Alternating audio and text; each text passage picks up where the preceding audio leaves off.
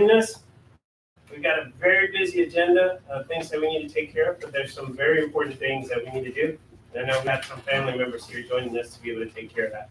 So Paula, if you can actually please show us, it's 6:30 right now, getting started. And let's go ahead and take care of the first item, which is roll call. District 1, Alderman Jason Morrow. Present. District 2, Alderman Sanchez. Here. District 3, Alderman David Emery. Present. District 4, Alderman Michael Rodriguez. Here. And District 5, Alderman Josie. Here. Awesome. Thank you so much for joining us. We appreciate that. And just like we always do, this everybody can please rise and we'll do the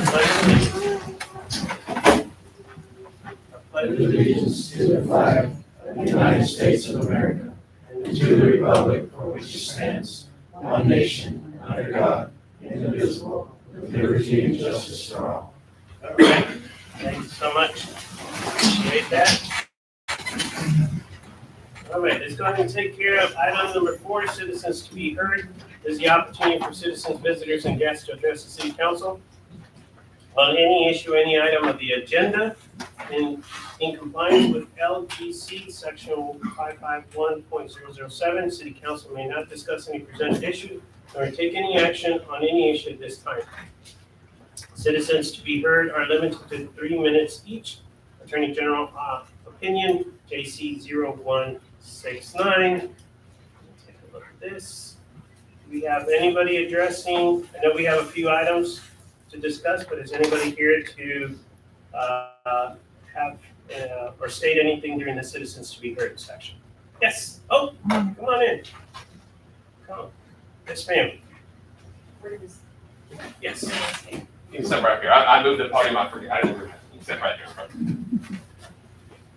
Veronica Rodriguez. I live at 144 County Road 6842 in Twin Lakes, lot 113. I live right behind Virginia Medina. And mainly I'm coming by about the road condition again. I know since last year or even year before, I've been trying to come to the meetings. I missed the past couple. But I know we were on the one of the budget lists, but then we got kicked off because they did the school one where the roads that were more, I guess, important. But the roads has just gotten worse and worse. And the last meeting I had come to, someone was gonna get back to me, but never heard back from anyone.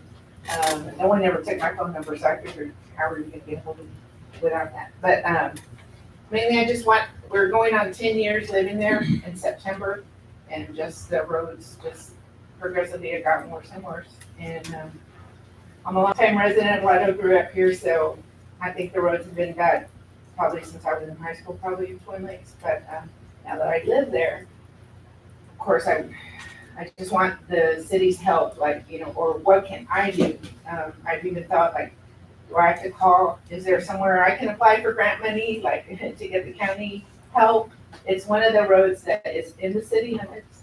It's a municipality, but it's also in the county. So I know it has to be some kind of combined effort. I don't know. That's what I've been told. Because no one wants to take responsibility for it, but I'm hoping that we can get back on the list of, for the budget, or see what can be done, at least, especially now since the rains, now the road's just gotten wider and wider, because then we can pass down the middle. And, we have a pipe fence, so they're already going into the yard, up to the fence almost, and our water meter is there, so that's the only thing I'm worried about, getting it run over. Because the city cut across the street to get us water, and now there's a little bit. Every time it rained, and it got worse and worse. And so now that road's extra wide, it's like a 3-lane road now where you can kind of pass on the grass but I feel bad for the buses, of course, the big trucks that go through there, trash trucks, and just, I don't know what else to do but complain about it.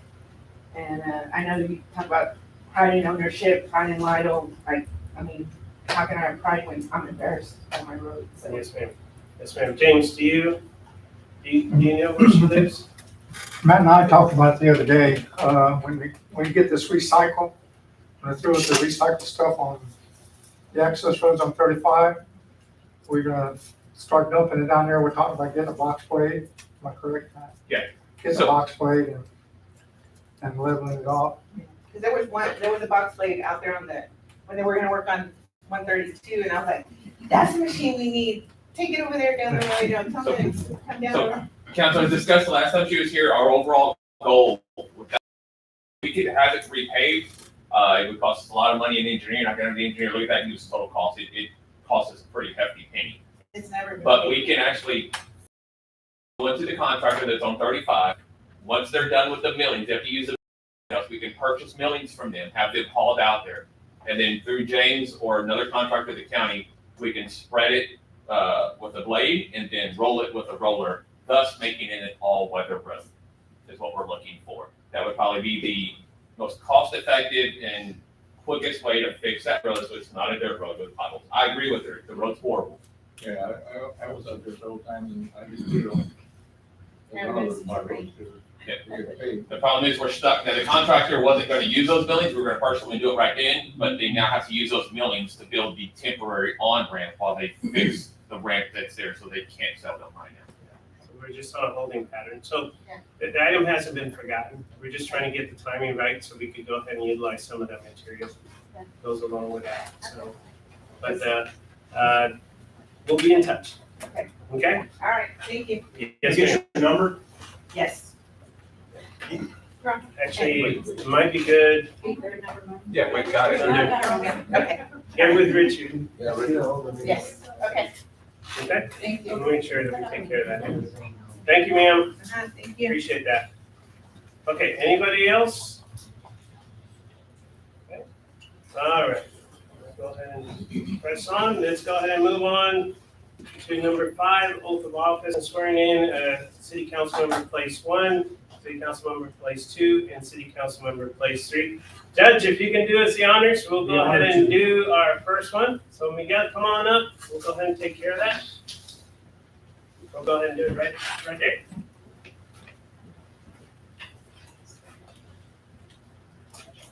Okay. All right. Okay. Yes, sir. All right. You ready? Raise your right hand and repeat after me. I state your name. I, Miguel Giri, Do solemnly swear do solemnly swear that I will faithfully execute the duties of that I will faithfully execute the duties of the office of Alderman for the city of Lytle the office of Alderman for the city of Lytle, of the state of Texas, state of Texas, and will to the best of my ability preserve, and will to the best of my ability preserve, protect, protect, and defend the Constitution and laws and defend the Constitution and laws of the United States of the United States and of this state, and of this state. so help me God. So help me God. Congratulations. All right. Go ahead and stay up there, Miguel. We're gonna go ahead and do a quick one. All right. You have any family? Nope. Okay, we'll do this quick. Quick photo with that. Doing the presentation. Council, if you all could please stand up and let's go ahead and be right behind. And take a quick photo. There we go. There we go. Congratulations. Big smile. Thank you. Awesome. All right, here we go. Now we got Richard. Come on up, sir. This guy and I used to play the community band together. He just reminded me. Yeah, that's good. Okay, if you're ready for this, please raise your right hand and say after me. I state your name. I, Richard Hughes, Do solemnly swear do solemnly swear that I will faithfully execute the duties that I will faithfully execute the duties of the office of of the office of Alderman for the city of Lytle, Alderman for the city of Lytle of the state of Texas, of the state of Texas, and will to the best of my ability and will to the best of my ability preserve, protect, protect, and defend the Constitution and defend the Constitution and laws of the United States and the laws of the United States and of this state, and of this state, so help me God. so help me God. Congratulations. All right.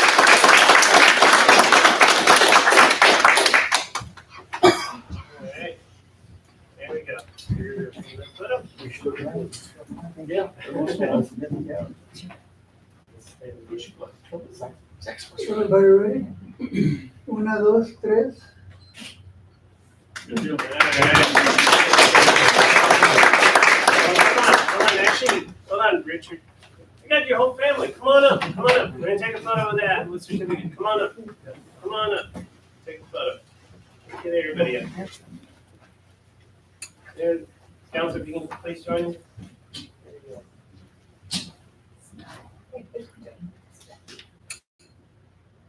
Congratulations. One more. Move a little further. And after photo, stay right Una, there. dos, tres, hold. Okay, hold on, stay right there. Come on up. You two need to come up. Alario, take a photo. Come on up. Bring him Mom and up, Dad. Mr. Cortez. Mom, Dad, Okay, somebody else take Get it. up. she's gonna get. All you have to do, signature there. There you go. Alright. There you go. We're gonna take 2 photos. Do that and then Alario over there. There we go. One more. Thank you. All right. Just in case.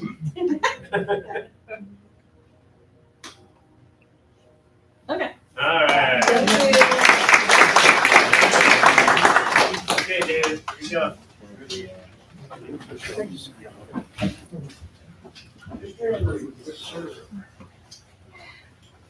I want to say something. This guy went above and beyond to help us with the veteran situation we had. Served on the committee and chaired the committee. Did a great job for us. Much appreciated. Thank you again. I, David Emery, Do solemnly swear do solemnly swear that I will faithfully execute the duties of that I will faithfully execute the duties of the office of Alderman for the City of Vital the office of Alderman for the City of Lytle of the State of Texas, of the State of Texas, and will to the best of my ability preserve, and to the best of my ability preserve, protect, protect, and defend the Constitution and defend the Constitution and laws of the United States and laws of the United States and of this state, and of this state. so help me So God. help me God. Congratulations.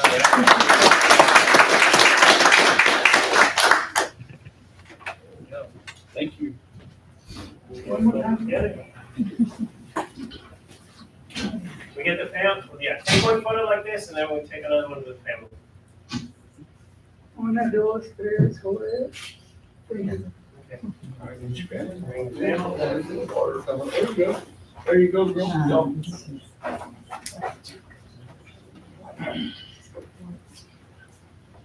One more time. Big smile. Thank you.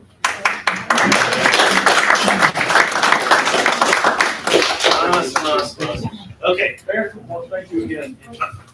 Many things going on. appreciate it, Judge. Thank you. Thank Gentlemen, you. I appreciate your service, everything you do for the city, the county. Thank you very much. We appreciate everything. Be safe. All right. Guys, thank you for everything. Thanks a lot for having give me the opportunity to come up here, and y'all ever get south towards Atascosa County, the Jordanton area, we'd like for y'all to come by and visit us at the courthouse. Doors open all the time, okay? Thank you. Appreciate it, Judge. Thank you so much. All right, well, before we make it official, they already getting over there. We'll go ahead and take care. Get the new council members. New council members, please go ahead and take your seats right over there. Come on up. Let's go ahead and first take care of Joseph. Come on up, Joseph. Okay, one of the hardest things that you have when you have council members is to be able to say thank you and our goodbyes that go along with that. It's very tough for us to be able to do that. And Joseph has actually been a great councilman that has helped us out. Came in during a critical period for us to be able to make some very difficult decisions to be able to move the city forward. And we really appreciate your time and effort to be able to do that. So we just have a presentation on behalf as City of the Grove, word of appreciation to Joseph Moore in recognition for 2 years of dedicated service to the City of Lytle, Alderman District number 1. So.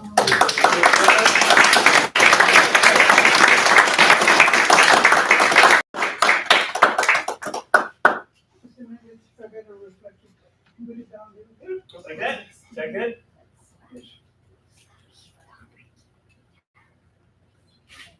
Awesome.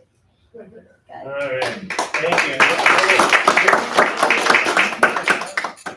And I know on behalf of the council, one of the things that we'd like to do is please take this to Amanda We say thank you, because I know that was a huge family commitment of being able to do that.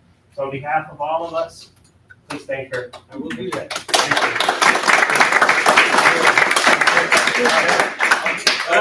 Mayor, thank The flowers. The flowers. Okay. The flowers. Can't be silly, is that okay? So with this too? Oh. Is that good? Well, nobody did shake his hand. Oh, she. Well, we got that. Good, there we go. How's that? They're done that. All right, let's see. And got the flowers? You got it, okay, good. Come on up, Sam. Okay, this one is even harder. This is even harder, just to be able to think. Because Sam actually, 18 years. 18 years.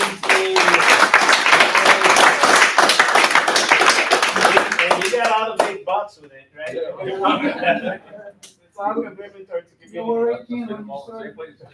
And those of you that don't know, he actually was committed to helping out even the school district. That was about 9 years? 9 years in the school district and coming over here. So total commitment towards the community, making a difference, making sure that we take care of our residents and take care of all the different programs. And Sam, you've seen the ups and downs and everything else in between, right? It's been a long journey. It's been, I'm honored to have served, but I'll still be around. So if you all need anything from me, I know you always be. You always be. So this is on behalf of the city, presented to you for recognition for the 18 years of dedicated service to our city of Idle, definitely, and especially in District Number 2. So take a look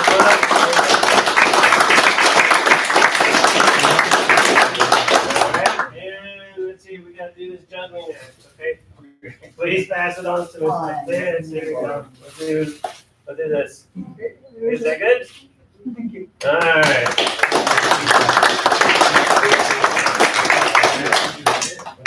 Appreciate it.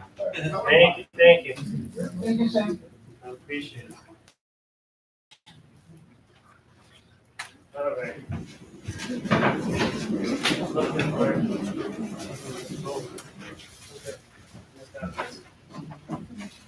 All right. There we go.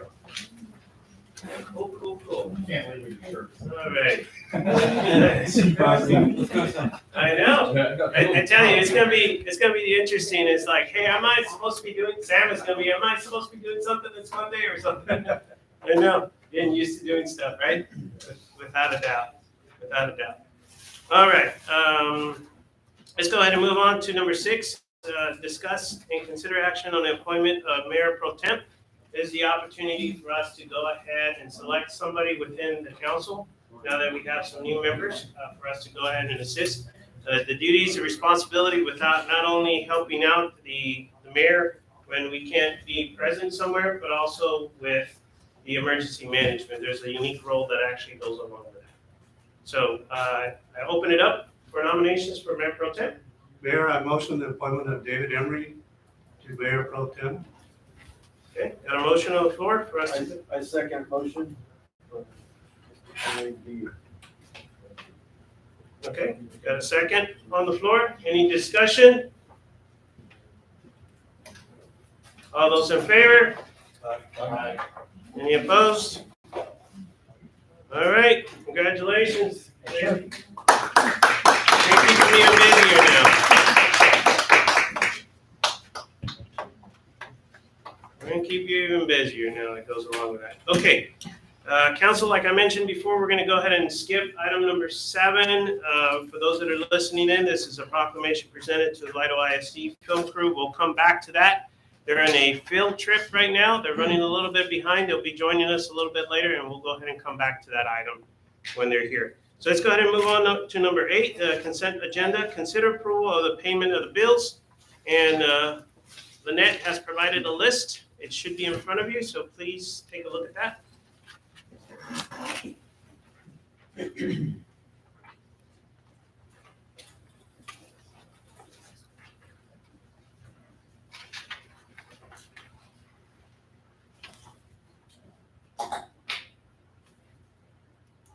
What was the Hydro Pro 20 radio lease? We purchased 4 radio reads. These are the larger style meters though. Right. So we have a lot of the 3/4 inch meters, correct, James, but we needed some 2 inch and 1 inch meters. These are the meters. Okay. 1 to 2 inches we had to have for the water repairs, so we decided.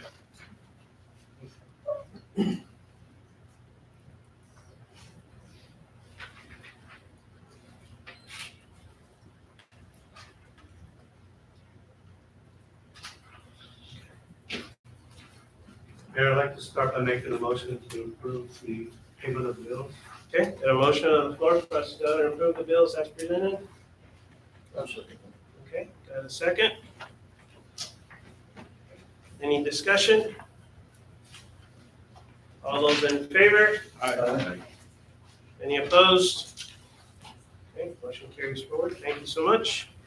All right, we're gonna go ahead and move into item number 9. This is a public hearing. We can, Paula, if you can show us at 6:51 PM, going into the public hearing. We're gonna go ahead and cover item A, public hearing on the application by Miguel A. Bettis to locate a mobile home on the property located at 63393 Hidalgo Street, Lytle, Texas. Lots 1, 2, and 3, Block 1, Coal Mine Subdivision, Atascosa County, Texas. On that, I think the correction, it would be Medina, if I'm not mistaken, if it's coal mine. Is that correct, sir? Yes. Yeah, so we can make the annotation on that. It's in Medina County. Okay. Okay, so I'm calling if there's the opportunity for anybody in presence, if they would like to state any opinion or anything concerning this property, this is the time to do so. Going once, going twice. All right, no comments on that. Show no comments, Paula. Not having anything? Okay. Let's go ahead and move on to B, the public hearing on the application by Oscar Maria Ballesteros to locate a mobile home on the property located at 15319 Lake Street, Lytle, Texas, Lot 31, Block 40, San Antonio Irrigated Farms Subdivision, Atascosa County, Texas. Any comments, any inputs, anybody? Going once, going twice. All right, go ahead, do that. Paula, if you can please show us, it's at 6:52, ending the public hearing portion of it. And we'll go ahead and move on into item number 10, the open session, take action on items discussed. The first one that we have is A, consider and act upon the application by Miguel A. Bettis to locate a mobile home on the property located at 63393 Hidalgo Street, Lytle, Texas, Lot 1, 2, and 3, Block 1, Coal Mine Subdivision, Atascosa County, Texas. Once again, that should be Medina on there. We'll turn it over. Matt? Council, this was, this Paul sent out the notices, and this was heard by planning and zoning, and it is my understanding that they have recommended approval for this on the Hidalgo Street location. I don't know if there's anybody else here. Anybody here? Anything, anybody need to say anything on this one? Mr. Chair, I have a general question. Yes, sir. When the mobile home commission approves, is there documentation on it? Yes. Other than the meeting minutes? No, I think Paul just keeps the meeting minutes, they recommend. So it's on the In the minutes. and all notice that have been sent out? Yes. That's required. Thank you. Matt, is it a single wide or double wide? I wasn't there, so it's Double white. Double one? Double Yes. wide? double. What year is it? A new one? Yeah, 23. So with that, council, is there any other comments, anything? What are our notice requirements? That'd be Paul, if you sent them out, they are how far away, and 10-day notice, I think you said? 15-day notice, and we sent them out with 18 days worth of notice. How many feet from the property we got notice about people? 500. And I think we got, all were mailed out, she's got the letters that she sent out to everybody in the file, and we got one that was returned undeliverable. Is that the one on the corner? Yeah, it's in It's like between. a small little corner. Yeah, it's in between the streets. It's Hidalgo, and then on one side you got San Jose Street, on the other you got Coal Mine Street. It's right before Mrs. Swan's house. I'm not familiar with Mrs. Swan. So there's this driveway, if you come where the park is, Yes. directly across from the park, there's a driveway that runs to a mobile home, this is out in the county. That driveway is actually part of his property, if you look at the map, the driveway should be there, but, yeah, so it says that in between the private road that goes back to the cemetery, it's that property. We didn't have anybody object to it going in? No. Mayor, I'd like to make a motion. Move that we approve the application by Miguel A. Pettis to locate a mobile home on the property located at 63393 Hidalgo Street, Lyle, Texas, lots 1, 2, and 3, Block 1, Coal Mine Subdivision, Medina County, Texas. Okay, got a motion on the floor? I'll second. Got a second? Okay, any further discussion? All those in favor? Aye. Any opposed? All right, appreciate it, council. Thank you so much. I'll be good. Got some work to do now, right? Yeah. Yes, sir. Make sure you coordinate. One of the important things that was brought up, the neighbors, make sure we always recommend get to know those neighbors, Yes, sir. build those relationships. So it'll be good. But good. Thank you. Yes, sir. All right, let's go ahead and move on to B. Consider and act upon the application by Oscar and Maria Ballesteros to locate a mobile home on the property located in 15319 Lake Street, Lytle, Texas, lot 31, block 40, San Antonio Irrigated Farm Subdivision, Atascosa County, Texas. Again, council, this one was heard by planning and zoning with notices sent out. They do recommend approval. However, there's another action item on this that we'll take up after this. It sits in a floodplain, so it needs to be reviewed by our engineers and signed off before they will give the official okay to move the trailer. Okay. So we're basically just taking care of what was presented. Okay. Preemptively, we're approving it contingent to the engineer. The engineer review. Mayor, I want to make a motion to approve the application by Oscar and Maria Bells. Thank you. To locate a mobile home on properties located at 15319 Lake Street, Lytle, Texas, lots 31, block 40, San Antonio Irrigation Farm Subdivision, Atascosa County, Texas, pending further review by engineering. We're going to discuss Can I that add that in? shortly. Yeah, I Should mean, that I be think, added into the motion? Yes, it should, Okay. because it could be, if the engineer denies the permit, then the city wouldn't be able to proceed. Roger that. And that's my motion. Thank you, sir. Appreciate that. Also. You got a second? Okay. Any further discussion?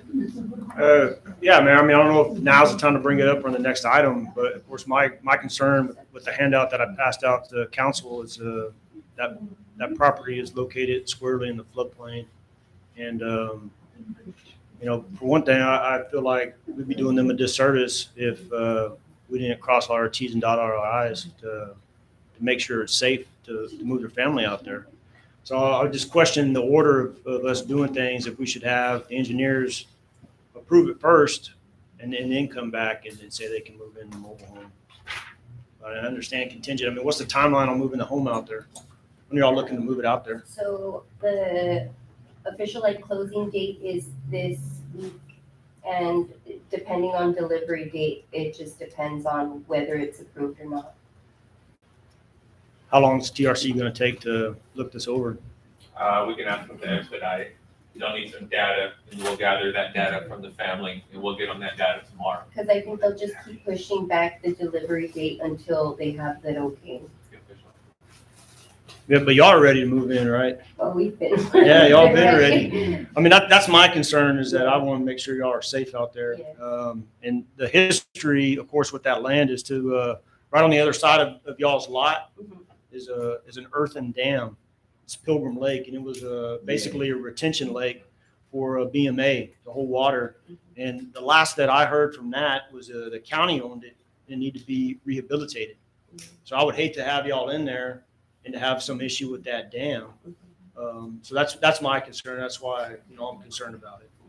We've owned that land since about 1993, more or less. And, since we've owned it, we've never had, where it actually floods right there. They said it actually got worse, that it went down a little bit more. But like right now, like if I drive right there, you know, it's not flooded and nothing, you know, we just had a lot of rain and I drove in there with my vehicle and I didn't get stuck, but it's not whatsoever flooded or there's no water retaining at all in the whole property. That's why I was like, I don't know. So we have a motion pending. The approval, I know we're gonna go ahead and do it on the next one. I think we got the second that goes along with that, so I think we're pretty much covered to be able to address the concern, to be able to do that. But Charles, is there anything else? No, Mayor, that's my big concern is, their family safety. It's all of our concerns, definitely be able to do that. Okay, with that in mind, all those in favor? Aye. Any opposed? All right, so the next thing on the agenda, let's go ahead and move on to C. Consider and act upon task order 26-06, in the amount of $2,000 with TRC Engineers for engineering services related to Lake Street floodplain permit review of Lot 31, Block 40, San Antonio Irrigated Farms. So council, before you, their task order in the amount of $2,000. They will review the plans and ensure that it is safe for them to place a mobile home there and exactly what they have to do to make it safe there. If they find that there's nothing they can do to place a mobile home there safely, they'll report that back to us. The initial cost to the city would be up to $2,000, not to exceed that. However, that does get recouped from the property owner prior to us releasing everything. Okay. Council? Mayor, I want to make a motion to approve the task order 23-06, the amount of $2,000 with TRC Engineering for engineering services related to Lake Street flood plan permit review of Lot 31, Block 40, San Antonio Irrigation Farms. Okay, got a motion on the floor? I'll second. Got a second? Okay, any further discussion? Real quick, the letter from TRC says not to exceed 2,000. So I just want to make sure, Okay. We can get it cheaper than that. That's Yes. they're having to pay off document. We can amend that not to exceed $2,000. I amend my motion to include not to exceed. I second. Thank you, sir. Okay. Got it on there. Any further discussion? All those in favor? Aye. Any opposed? Okay, appreciate that. Matt, I have a quick question. Do we have anybody from Saddle Ridge or Rosewood here? No, sorry. Nope, okay. Council, if it's okay, because I saw him over there and he took a photo. So we got Chris in here. If you guys are okay, I would like to go ahead and move because I think they have a meeting tonight. Is that? I'm excused, I guess. You're okay to wait for the item? Okay. We'll go ahead and press on. Okay, let's go ahead and go on to D, consider and act upon the final plat application for Saddle Ridge Estates subdivision phase 2 and 3 in City of Lido, Atascosa County, Texas. Council, that'd be 2 and 5. Just Oh, for 2 and 5. clarification there. Thank But you. the city engineer has reviewed the final plat document and it's been prepared and it's in conformance with the Lido subdivision code. And their letter is attached from the engineer. I believe you got that. They recommend approval. Final plan.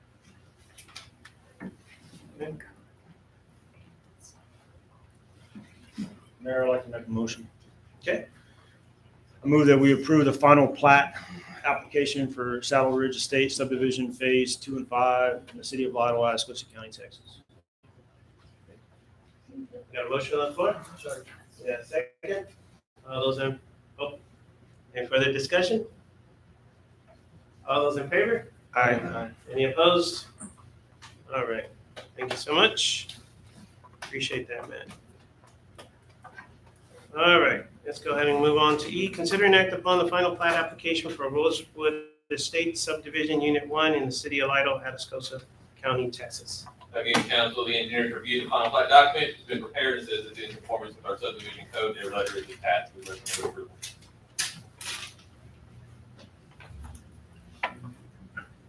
Mayor, Motion that we approve this agenda item as stated. Motion on there for us to go ahead and approve the final plat application for Rosewood Estates Subdivision 1, City of Lytle, Atascosa County, Texas. I'll second that. Got a second? Okay. Any further discussion? All those in favor? Aye. Any opposed? All right, thank you so much. Okay, let's go ahead and move on to F. Consider and act upon whether to proceed with establishing municipal policies regulating the use of social media websites by the City of Lytle and the city department. Okay, that's Take care, correct. sir. I worked on finding some sample policies. I forwarded that to Jesse. We looked at them back and forth. I still have reservations about having social media as a whole. I think if we're gonna move that direction, I agree, that's where people go. That's where our residents go for their information, unfortunately. But if we're gonna move in that direction, it would be my recommendation that we only make it for pushing out information. We actually turn off all comments. So if the city were to push something and say, water shut down, May 21st, water repair, but no comments are allowed on there by staff or anyone else. It is just for pushing information out.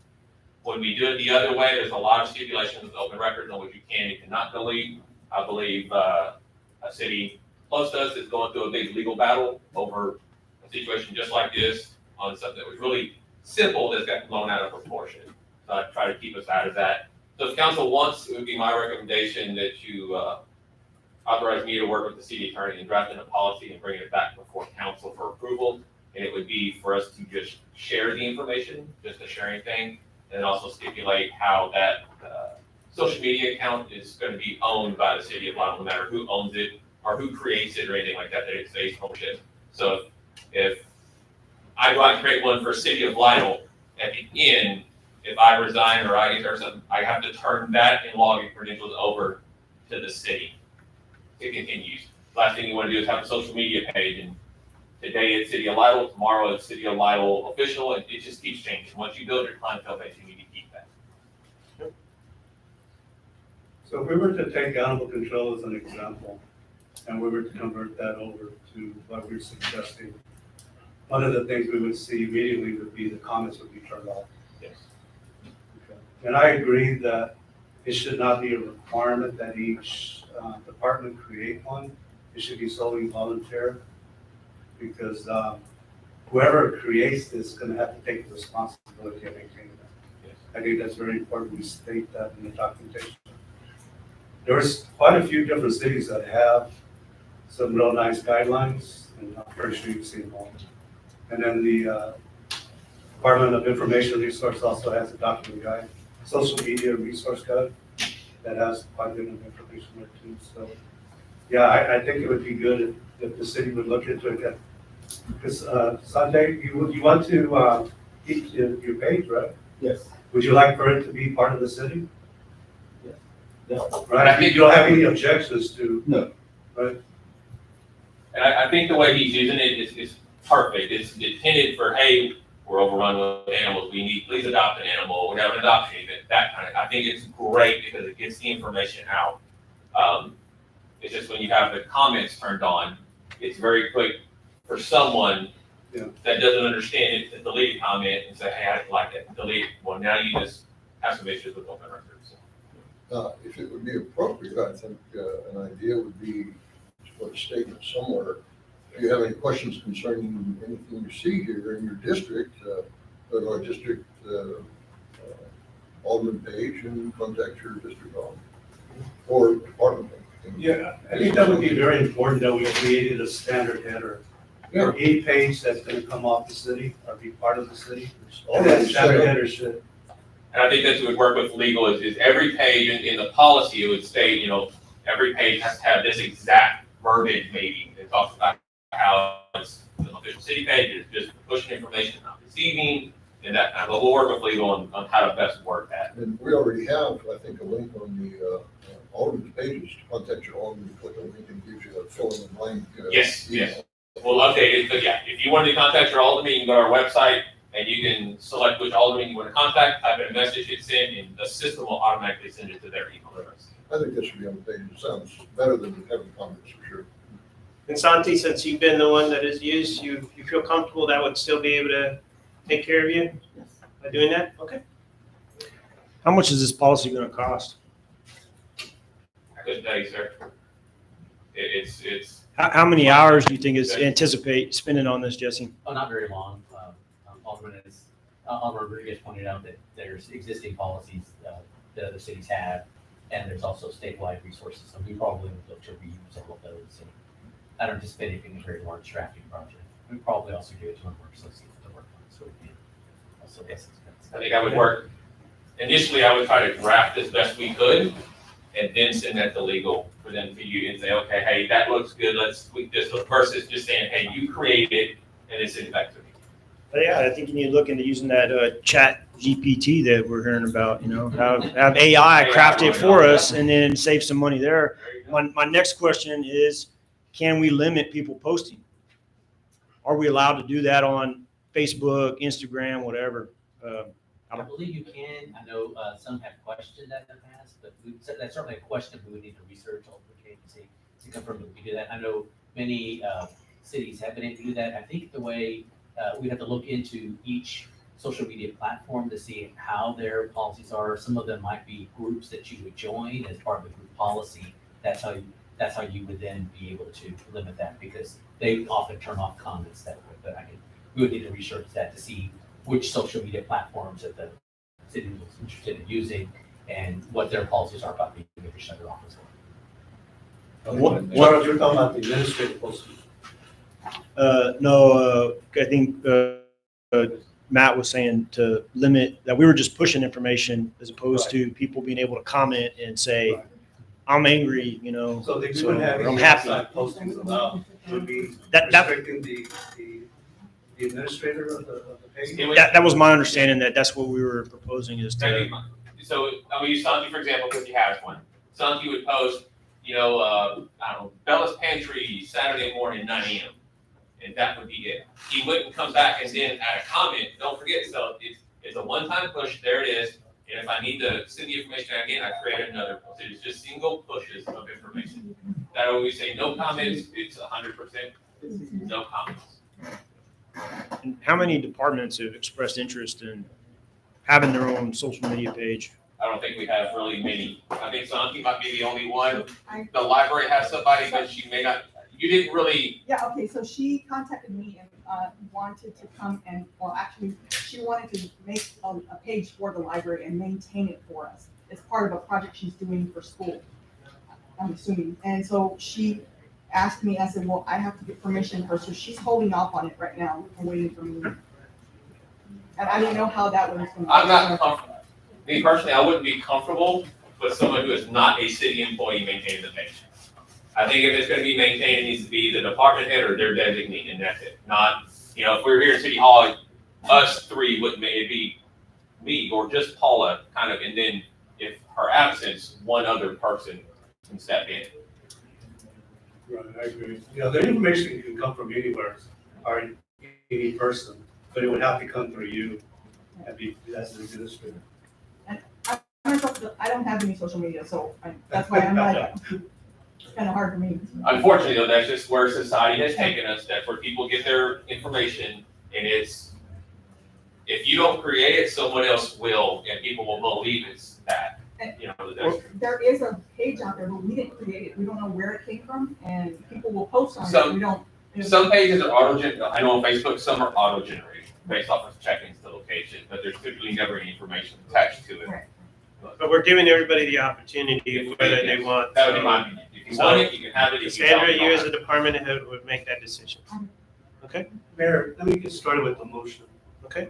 I want to make a motion to have our city administration proceed to establish policies regarding the use of social media websites by the city of Lidle and the city departments Okay, so the city administrator, to go ahead and do that? and personnel, whoever he feels needs to be involved in that. To establish policy? Yes.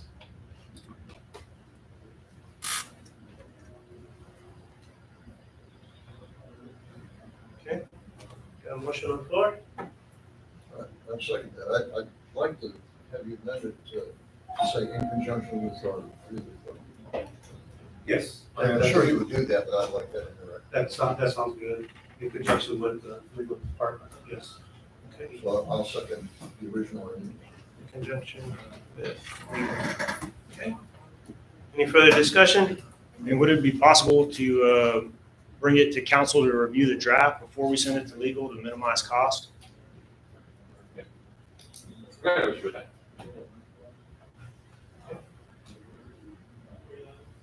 All right, any other further discussion? All those in favor? Aye. Any opposed? Thank you so much. Appreciate that. Notice one of the students already arrived, but we still got more students coming in the staff, so, and we have our superintendent here. Thank you, Mrs. Smith. Yes. As soon as we get everybody, let us know. We'll try to keep an eye out too. We'll get everybody. All right, let's go ahead and move on to G, discuss and consider and act upon the possible relocation and rededication of Vital Veterans Memorial Park from its current location in city-owned real property near FM 2790 and County Road 6710. So we had that one. That would be all, Okay. I still have. the So information. Alderman Kate, you brought that one forward. Thank you, Mayor. Just given the time of year, I think it's pretty apropos to discuss this, seeing how Memorial Day is upon us. Drive by our current Veterans Memorial Park every day, and I find it to be extremely lacking in being able to do service to our residents. I handed out a little packet to the rest of the council, to Matt, to take a look. We've got some maps on there, kind of just showing y'all if y'all are not familiar. But a brief history and researching this, that the location of the current Veterans Memorial Park is located entirely in the state and railroad right-of-ways. My big concern moving forward in the future with all the growth we have going on in the area is that the state's going to come along and say, hey, we want to put a right-hand turn lane from Martin Street down to 2790, or just expand that and kind of eat into the existing park. As you see, it's not very wide to begin with. It's a very narrow piece of land located between Main Street and the railroad tracks. I had an opportunity to speak with the VFW commander last week regarding this, and he was telling me the last time they had a ceremony for 9/11 that the train was coming through. It kind of disrupts things whenever you have that train horn blaring in the background.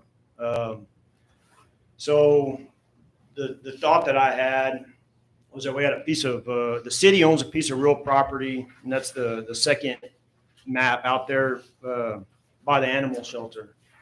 And the history on that piece of land, of course, was that it was purchased in 1994 with the intent of being a park. Why that fell through in the past, I don't know. But I feel like with the growth that we have going on in this city, we're going to need more parkland. We're going to need a lot more parkland, actually. The recommendation that I've been able to find was that for every 1,000 residents that you have, 10 acres of parkland. Right now, with the city parks that we have approximately 16.59 acres. So if we see a population increase of 4,000 people, we're going to need about 40 more acres, if not more. And I feel like that's a good use of that land. I know that there are plans for a sports complex. I don't know if we have them here, but I know Steve Abarca was part of that project about 10 years ago. And I'm sure that he could dig those up. Of course, biggest concern is the cost. That's always going to be the concern, but the best time to plant a tree was 20 years ago. And had we been working towards that the past 25 years, we'd have a nice park out there already. So, I brought this to the council because I don't think that what we have right now does service to our veterans. Not here in the community, not any veterans who come through Lytle. So I think it's an opportunity for us to do right by them and work towards giving them something a little bit better that they deserve. I appreciate your input, Charles, but I do want to address one thing inside your documentation you provided, that you said that they were informed of perspective of relocation and rededication, and the VFW commander, Chris Clauser, has voiced his support along with the support of the rest of the VFW post. So Commander Chris, you mind coming up, because it's probably good for us to hear from the Yeah, post. so when we talked the other day, I said I'd take it to the members, and I can't make a decision without them and get their support. I did bring it to several of the members, and I'm missing the meeting right now, I will address it again. And the members want to offer to the council and to the city that if we do move it, to consider possibly moving it out to 2790 in front of the new VFW building that we're gonna build. Yeah, that was what I was wondering too, because there would be an opposite sides of the city if we were to move it up to the southern. And, you know, we're supposed to gain the rest of that 2 acres from Mr. Meyer.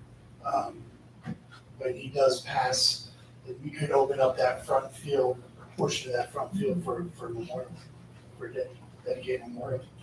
And you have off-street parking, or you will have off-street parking? There's plenty of parking in the back, there'll be parking in the front, there's a whole field, it's 2 acres. Sure. There are already mature trees on the front part of the property, There are right? some trees out there. That- That's just a recommendation, consideration for the council. I think that's an excellent idea because it keeps the military focus in one place. Yeah, and we're able to also get monuments and displays, military displays for the veterans of foreign wars from the state that we could place out there along with that memorial as well. And I think that if it was somewhere else, we wouldn't be able to do that. It'd have to be closer to our property.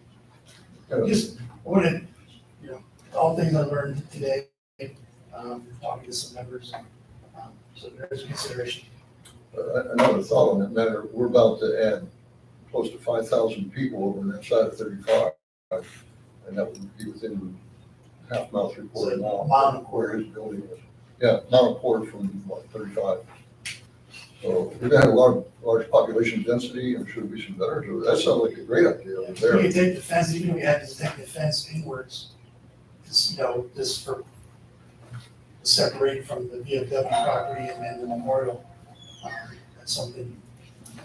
Now, would everything that's there, would it stay there though, or are you gonna redo a whole gazebo and all that? That's the area we're talking about, right? Yeah, I mean, Charles is right, it does need work. Matter of fact, several else in the community actually pitched in and had a contractor fix it up a couple of years ago, add the ramp. Could it be moved? Probably cheaper to rebuild. I consider keeping it, I mean, touching it up and all, but, I mean, it can be used for parades, you know, annual function. Yeah, you could keep it and smooth the memorial, the Yeah. wall over. Yeah, I would agree too, because there's a lot of traffic right there. You see it. It is. To me, it's become a landmark of Lytle, seeing Yeah. that gazebo right there. I would like to see it there for as long as possible. If the railroad does come in and want to take over that, Yeah. like Charles was saying, then yeah, we could make that decision And I there. told Charles that I'm going to the state convention next month, and that I can start asking around if there's any grants or, you know, how we go, anywhere to get any funding or donations for the memorial. So your top priority right now is the building, right? Yeah, my top priority is the building right now. I mean, tomorrow's the end of our year, so we'll start erecting. Has you all discussed any plans for that front part of the property when it comes into your possession? There was a discussion with the Atascosa Fire Department about possibly using that, but I heard that kind of got squashed. It's too close to the town here. Do you want to go a little further out? So to have the Veterans Memorial and any other memorial you can put out there would make that like a Veterans Park. More Yeah, than we just- just get, I need a tank put out there for it. Literally, the static display tank. Is the new VFW located within the city? So I guess my concern is we're talking about park space, right? I mean, that's really the point of it. The naming of the park probably not so important. You know, it was the thought behind relocating Veterans Memorials because it was lacking, right? And I have no issue with y'all having park space out there dedicated, you know, to public use. But if the VFW private organization, right, open to the public, is that parkland going to be open to the public? I mean, Yeah, that's why I said we could fence it in, you know, separate it from the other property. yeah. And I mean, and if you add to the end, we could even consider selling a portion of it to the city. You know, because even I guess the whole point really is not so much the name; it's the use of the public land, right? So going back to the land that we own off 6710 and 2790, you know, that land was indeed purchased for a park, for a sports complex. So with all that being said, if we want to have Lytle Veterans Memorial Park out there at your facility, I mean, that's great. You know, I think we're all in agreement that what we currently have, it leaves much to be desired, right? As far as like having those ceremonies, you know, I think that the piece of land that y'all acquired out there is an attractive piece of land for VFW related events. But of course, my point get into was the fact that the 23 acres that we have outside of town, that was purchased for parkland. You know, that was to put a sports complex. So if we want to name it something else, I mean, we could call it Northside Park. It doesn't matter. So if we want to work towards plans for that, because yes, Chris did offer his support. I appreciate that. You know, I feel like, you know, helping our veterans is one of the best things we can do in this country. But also I know that we have that need, right? We're a growing city and we're going to need, like I said, 40, 50 more acres. We already have some land whose whole purpose was to build a park. So whatever we name it, doesn't matter to me. So on the agenda tonight, gentlemen, we basically have goes for the rededication of Lytle Veterans Memorial Park. So you heard the VFW stance on that, in a sense of what their ideas are and what we're trying to do. So council, what would you like to recommend? I would move that we take no action on this agenda. Okay, then a motion for no action? Okay. Second? Okay, second. Any further discussion? All those in favor? Aye. But I will still continue, like I said, when I go for the state convention. Any Ask those opposed? questions. Okay, appreciate it. Charles, thank you for bringing that up. And Chris, thank you for bringing us input from the VFW. You're welcome. All right, let me check. We're still waiting for a few more to show up. Mrs. Smith? Yes, Okay, the bus just drove through. just go through. Okay, we're good. We're good. You just let us know. Maybe it's gonna be perfect with the timing on the break and everything at 8 o'clock. So we'll figure it out. Okay, let's go ahead and move on to H. Discuss and consider an act on the formation of a committee to explore the creation of a linear park system located along future drainage improvements located within the city of Lytle. And I think that was Alderman Kane. Thank you, Mayor. So I know Alderman Aguirre and Alderman Hughes, y'all just got on board. If Alderman Emery and Rodriguez remember, whenever the representative from Kimley Horn was out here about a month and a half ago talking about the master drainage plan for Lakeshore, there was a little small section in there that talked about utilizing the drainage infrastructure for a linear park system. So, of course, keeping in the same train of thought as the previous item, you know, we need more park space. And what I'm proposing is that we get a committee together to look into having our drainage facilities that are going to be coming in over the next 10 and 20 years as trails, as walkways, pathways, as opposed to just being concrete culverts. You know, there's many small cities, you know, around the state that they just go in and they make it a big hole in the ground. You know, I'm looking for utility out of these projects. And I think now, as far as planning is concerned, is whenever we look at those. So I think that having people look at this over the next 5-10 years, whenever it comes online, we can have something nice for the city. We can have something nice for the residents because, rough approximations, following just the drainage routes through Lytle, we're looking at upwards of 20 miles of trails. It'd be a lot nicer than just box culverts. So is this something that we would normally also, I'm not objecting to the committee, but I'm just looking at, is this something that would be part of a comprehensive plan? Yes, I would think so. When you develop a comprehensive plan, we need to look at everything to include park space. I agree with Alderman Kate. Most cities take that floodplain and it becomes park space. That way nobody ever builds on it. When it floods, it just floods the park. No big deal. And having trails and stuff like that, I think would be awesome for the city. So we can include them, it would be part of the comprehensive plan. Yes, but I agree. We need to work on it now so we're proactive in identifying those areas with Kimley Horn once we start getting that master plan put together, at least for, I think, 47 or 31, 463, Lakeshore, I think of the subdivision.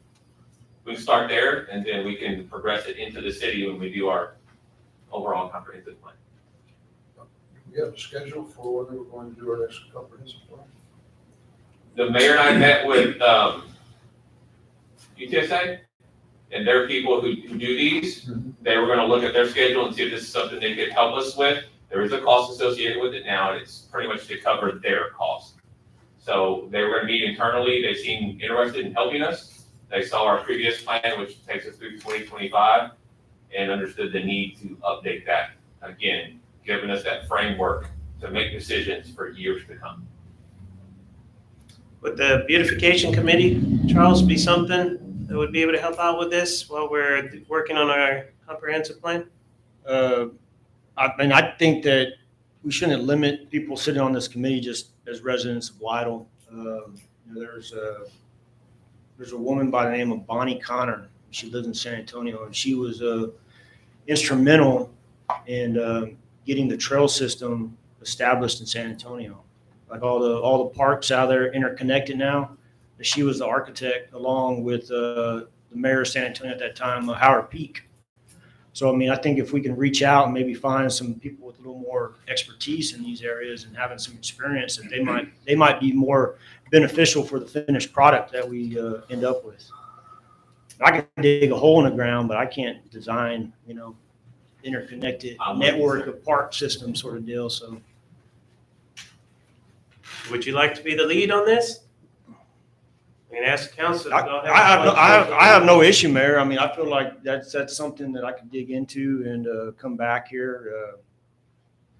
But I think that the council should, have some input as well as far as who they're nominating. But you can go work with the committee and come back, bring it back to council to go ahead and look at it, right? Sure, I can do that. Okay. So an option, council, if you guys would like to make a motion, we can go ahead and appoint Charles to go ahead and take the lead on this. Make a motion. A second. I made it. Hey, he's ready. He's like, yeah.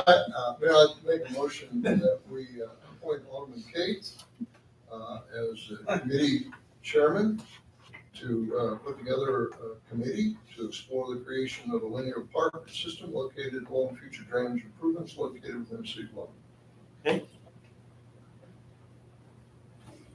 Okay. I already seconded it. Okay. I'll second it. Second on that one? Okay, any further discussion? I think it's a great idea. So Charles, this committee, you're gonna be looking at personnel for it, or are you gonna be looking at what it is you would intend for them to do? Or both? Ideally, I think that we'd have some a wide breadth of experience as far as people who've been involved, like Miss Connor for one. I know that prior graduate, a classmate of mine from Lytle, she does not live in Lytle now, but her current occupation, she's a landscape architect. We have some folks who are from the community who, I guess if where it's approached the right way, that they might be able to contribute a little time and input to, put us in the right directions, because ultimately it's like the previous item. It's going to cost money, but I feel like that's a wise use of taxpayer dollars, is to give them a park space that, can be enjoyed for generations to come. So you're gonna look at getting people together and see what. Yeah, Can volunteer and stuff? if I come back with somebody who's a bank robber, Michael, don't let them on there. So, No, I'm just getting a feel, so you would come back with, let's say, 5 people and say, okay, these are the people that we're gonna have on the committee. And then the council can review that and then vote on whether to create this committee. I think that's a good idea. Okay. That sounds good. It's good that we have a lead time here, but we're not ready to start breaking ground right now. I mean, All these projects have to come forward. And I mean, as far as budgeting goes, it gives us a chance to look at this. That's my thought behind it, David, is that we have a little bit of time, because for one, the drainage utility is not implemented yet. Right. And then once it is implemented, we're still going to, we're probably talking 4 or 5 years from now. But I think that, the groundwork gets laid now to prepare for that. We're not just, we're going to have culverts throughout the city, have some trailways. So that's my thought. I agree. Okay. Any further discussion? All those in favor? Aye. Any opposed? Thank you so much. Appreciate it, Charles. Okay, let's go ahead and move on to I, discuss and set a date for a workshop on formalizing and implementing the usage of Robert Rules of Order across city of Lytle meetings. And, Just if I may, or Commissioner Alter or Alderman Tate is okay with it, I was able today with some asking of questions, I got some background as far as the timeline on this item. This item was first brought before the council on September 27th of 21, at which time it was tabled. It was brought back up at the October 12th, 21 meeting, and the motion was to set a workshop. It appears January 10th of 22 is on the agenda again to set a date for the workshop, but there's no minutes, so I'm assuming that was during COVID, so we probably didn't have a quorum, and that's why I couldn't find anything on it. we did, I went back and looked at the minutes. I think it was one of those that we cut short, so we tabled a lot of items. Okay, maybe I couldn't find them online. And then I found a special meeting on January 13th of 22, where this item was on the agenda. Again, it wasn't covered in the meeting. I think it was that where the meeting was cut short. We didn't really touch on open session or informational items. Is that kind of where we are? It was just kind of left out there still in limbo. Yeah, and doing my research, it was just something that we never got around to setting a date on. And I think that, of course, with the new members and going over and kind of establishing these rules, it's going to help streamline meetings, and it's going to clarify some things that I think, that to make us as a council run a little bit better. So, I mean, if we can get a workshop together in the near future, I think it'd be great. We do have some rules that were adopted by the council that kind of talks about how the meeting should progress and some rules on how to operate during the meeting, but it does not discuss whether or not we're going to follow the Robert's Rules of Order specifically. I think one of the issues that maybe the elephant in the room is Robert's Rules of Order is a book. It's like a small Bible. Of course, not everything in there would apply to us and our size meetings, of course. And that book makes allowance for that. But I don't think anyone in here, except maybe Jesse, has any real training on Robert's Rules of Order. So I would love to see us do some training by a professional to give all of us direction on how to use Robert's Rules of Order. And again, we only have to use those parts that are applicable to us, and a trainer could point out, show us, teach us which ones are applicable to us. I think that'd be great. We could open it up and have our different committees, mobile home committee, planning and zoning, because they actually hold official meetings for the city. They're required to keep that, so it'd be a great time to. You stand like setting up a training session? Well, it should be open for everyone, because any committee, commission that we appoint under the mayor and city council, they operate by normal rules of order too. So all of them should be invited, and it should be probably something that's initial now for everybody here, and then ongoing. We can set that up however in the future. Can I make a motion that maybe will cover all of this and get us to where we need to be and see how that goes. I make a motion that the city of Lidle adopt Robert's Rules of Order, the most current edition, as the parliamentary manual for all councils, committees, and commissions under the authority of the mayor and the city council of Lidle. And further, I move that the city council direct the city administrator to arrange training workshops with qualified Robert's Rules of Order presenters to provide training for every member of such groups, both initially and as necessary. Got a motion on the floor? I'll second that. Got a second? Okay.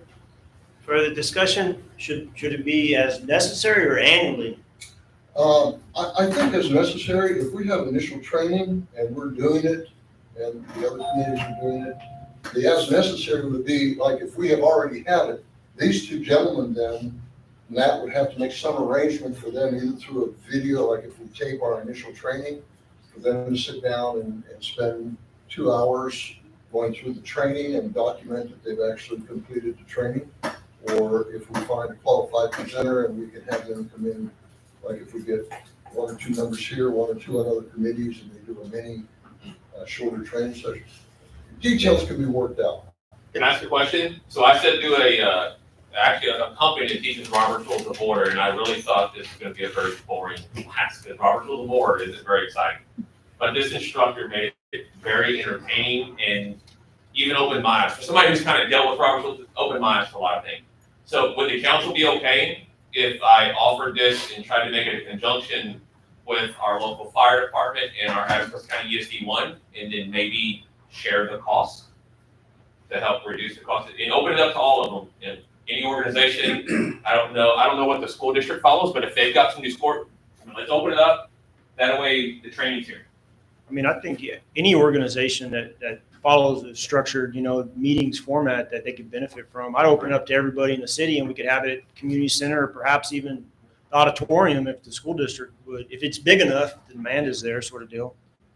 Can I suggest that we vote on the motion that I made and leave it up, understood that we leave it up to your discretion to invite anybody else in that you think is appropriate, and you can work out the cost sharing. Do we need to make an addition So, change to that? I think if we give them the authority to set this up, it gives him the latitude to reach out to other people. That's right, Councilmember, he would also come back at the time that he actually wanted to hire. Sure. And then cost out, he could present those cost sharing and any of those potential Sure, details. then my motion stands. all right, all those in favor? Discussion? Oh, more discussion, okay, I'm sorry. There was no room for discussion. Yes, that's Yeah, I right. think I kicked it off. I kept talking. I don't- That's where Robert's Rules comes in, and I only get a minute to, talk back. So, my understanding is the motion is to adopt the Robert's Rules of Order Yes. as a whole. Yes. I thought the workshop was to implement some of the Robert's Rules into our current document and rules of procedure. By adopting Robert's Rules of Order, it's implicit in the Robert's Rules. It talks about that, and that not everything in there is going to apply to every type of meeting all the time. And No, not individually each rule, but each rule is available to be used in any meeting. Sure. So, But if we adopt Robert's Rules as our parliamentary manual, then it becomes a manual, a guide for us. And when any question of parliamentary procedure comes up, we it'll go overrule. to the manual. Yeah, it'll overrule. If we go into Robert's Rules and select only the things we want and then put it into some policy or whatever, that will probably tie our hands if unusual situations come up in the future. Jesse Byron. Many cities formally adopt Robert's Rules as the parliamentary procedure. It's somewhat implied already in the Texas Open Meetings Act, and a lot of AG opinions tend to interpret the Open Meetings Act as drawing, the councils draw on the rules as a way, so along the lines of your guidelines have approach. So they're all kind of saying the same thing. So I think your approach is sound. It would not unnecessarily bind us. Most typical council meetings are pretty straightforward in terms of the rules. Sure. The applicable rules But, anyway. yeah, So- my point was here, if I'm understanding, Michael correctly, if we try to pull certain things out and say, okay, these are the things we want to apply to us, there may be some unforeseen situation come up in the future. Oh, yes. That we're gonna have to come back and maybe make an agenda item and a motion to add something to our rules that we picked out and specified. Whereas if we accept the manual as a manual that we're going to use, everything, I mean, because this has been since 1868, I think, 78, something like that. This has been the standard for meetings. So I would stand by my. So with the adoption of this agenda item, our current rules of procedures for the city of Lido, would they supersede? Or are they gonna be taken out completely? No, they would be interpreted in conjunction with. So they would supersede the Robert's rules? They're not necessarily in conflict, Because, but to the well, extent no, you I take think an some of them would be. I think there's actually some lines in that document that Yes. overrule or override what Robert's. Correct, those would rules be kind of special local rules. So our locals will still be in place. Right, the Open Meetings Act allows each Okay. governing body to establish rules for setting the meetings. Okay, so to reiterate, the current rules of procedures, the city of Lido will still be in place. Yes. Okay, thank you. That's my question. Yes. It's been voted on and we already. I see your point. approved it. I see your I just point. want to make sure Yeah. that that document. Yeah. is- Yeah. I see his point. Okay. Anything else? Okay, all those in favor? Aye. Alright, any opposed? Okay, Matt, got some work to do. You will take care of us. That'll be good. Okay, everybody here? Fresh from the river. So- Fresh from the river, we got everybody. Awesome, okay. Normally So- be dressed up for you. So council, if we can go ahead, we're gonna go ahead and jump back to item number 7. This is a proclamation presented to Lido ISD Film Crew, so we're gonna go ahead and go back to that and we'll probably take a break after this, but we'll see. We did. All right.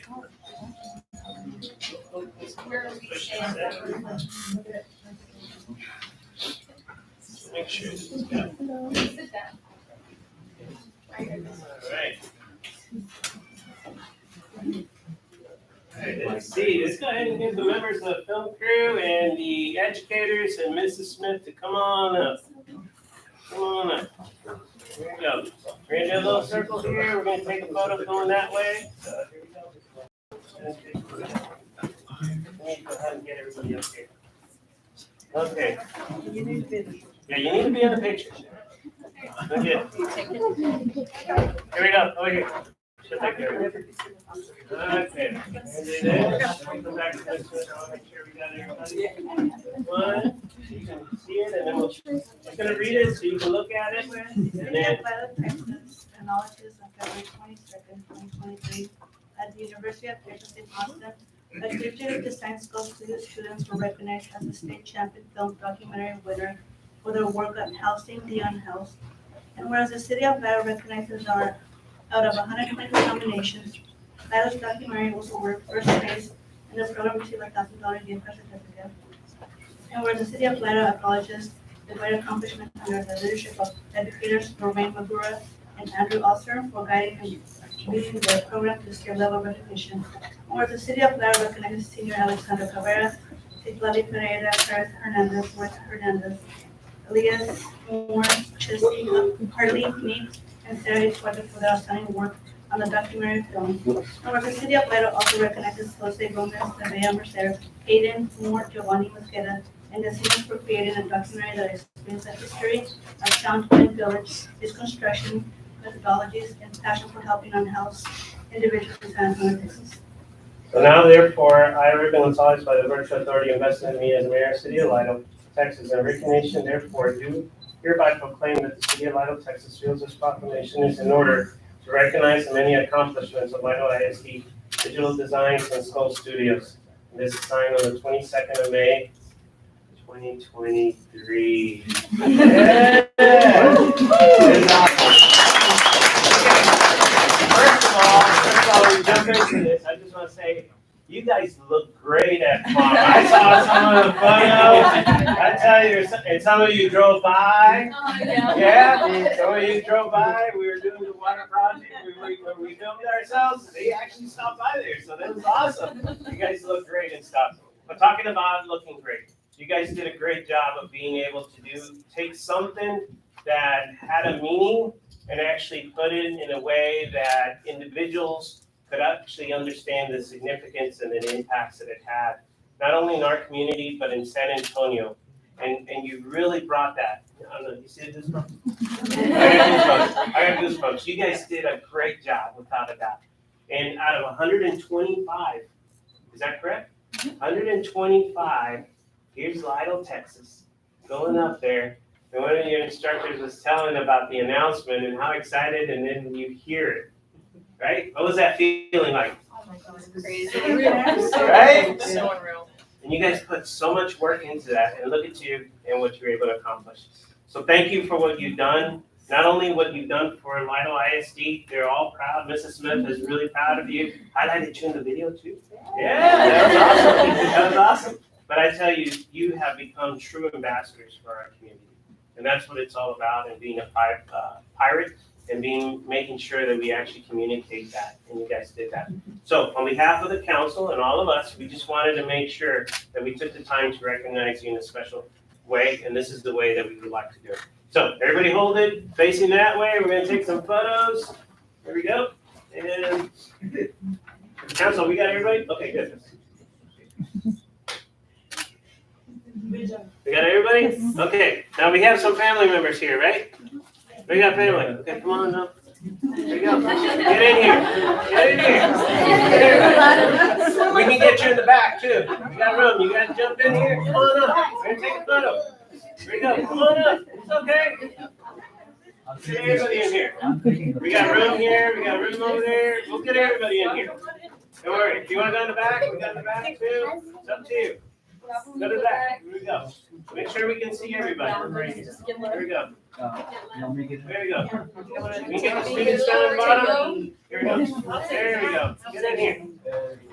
Let's get everybody in here. It's all about being a family. There we go. What do you think? It's good? All right. She said it's good. It's good. Here we go. Let's look that way. Okay.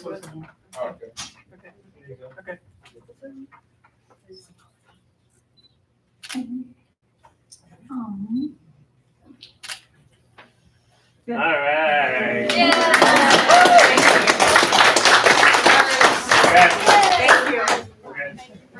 No. We appreciate it. Thank you so much. And all the council members. We see all of y'all. Hey, I'm glad you guys had a great time. Turn your hands in the water. Let's see how you look tomorrow. Yeah, go Pirates. That's it. Thank you. Oh, that's okay. I take a lot. Yes, thank you. Very good. He still burns through the sun. He's got his shades on. Not the other two.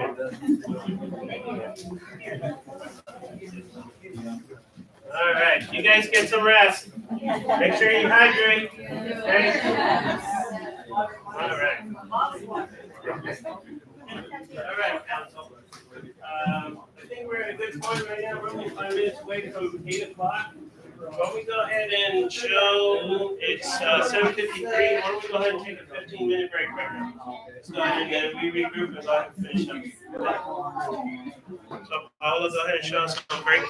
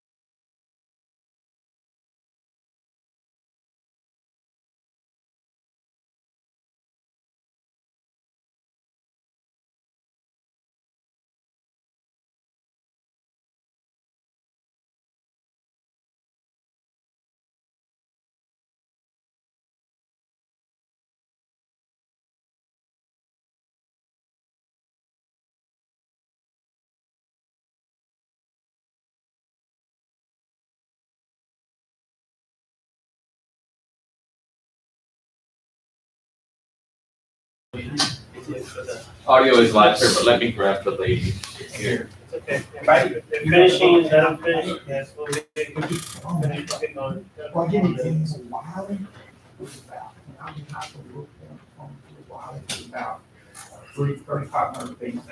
And Will Point was about 3. Now it's like, I was about 50,000, which is unbelievable. Where it's from. Well, to be a good name on that. Very good. Man, that was fun. That was fun. And they always have outtakes. She has Yeah. outtakes on her. She has a blooper set at the very end. That's great. That was funny. So, we didn't have a mic, so she put the hook. Yeah. She was using the hook as That a was mic. funny. So she just go like this during the discussion. And, That was cute too. yeah. But hey, we're hard. Yeah, the little, she had the state ring on the hook, the big ring. She got a state ring because of our cross country team. But powerlifting also won state, so they get rings. Actual, like, I mean, they look like big time, prime time NBA or any kind of sport. It's huge. So, you know, all wearing them. I'm telling you. Even in prom, I saw some of the pictures and they're walking around with a bling. You know, like, do not lose your bling. All right, here we go. Got everybody back. All right, let's go ahead and show. Let's go ahead and show we're back at 8:09. We'll go ahead and continue. And let's go ahead and jump right into J, discuss and consider and act upon whether to establish a tax abatement program as provided under Texas Tax Code Section 312.002. Matt? So council, I placed that one on there. As our city continues to grow with commercial growth, we're starting to get questions on, do y'all have a tax abatement program? Does the city offer anything? So I'm trying to be proactive here in would the council even consider a tax abatement program? Or is it 100% off the board? If it's 100% off the board, that helps us if somebody calls. I can tell them, no, we don't offer it. You can find the next town that does or build here kind of thing. Tax abatements can be good and kind of doing some and Jesse can correct me on a lot of this. I don't think we can do it for any longer than 10 years and it's just on the property. It does not offer tax abatements for anybody like the school district. They have to, they get 100% of the property tax. My thought process is if there's a vacant piece of property, and this is real general, it's bringing us in very little tax now. All of a sudden, a location wants to come in and build a $50 million facility to put in there, but they want tax abatements for 10 years. That sounds concerning, right? But we were already bringing in next to nothing. We're going to continue to bring in next to nothing or zero, but we would bring in net sales tax. So for instance, I've always heard, I don't know this to be fact, but Walmart, if they want to come, they're going to want a 10-year tax abatement. Give Walmart a 10-year tax abatement because you're going to bring in 1.2, 1.5 million in just their sales tax alone. If they don't come, you're guaranteed zero. So my thought process is, if this is something the council would ever consider, then like Alderman Case, let's start the process now. Let's develop a policy and let's get ahead of it before it's on us today. Is my thing. If we do something like that, I know what tax abatements are, but I just don't know any details. Is it a one size fits all, or No. do we negotiate with every individual person? Individual, so from what I gathered on some of the ones I found online, you create a policy and it says, first off, to even be considered for this, your project has to be, I think the one I read today, if you're new construction, you gotta be 5 million or more for new construction. If it's a revamp of what you have, it has to be worth 3 million or more for us to even consider it. Second, then you gotta, how many people are you gonna employ? You have to employ a certain number of people. Some of those have to be, this was the county, you have to be a resident of the county. And then you negotiate based off all these parameters, how much of a percentage you wanna give and for how long. Maybe first year is 100%, and then 2 through 5, it reduces, I don't know, So we could give a fast food restaurant 3% tax abatement and a big warehouse 8% tax abatement.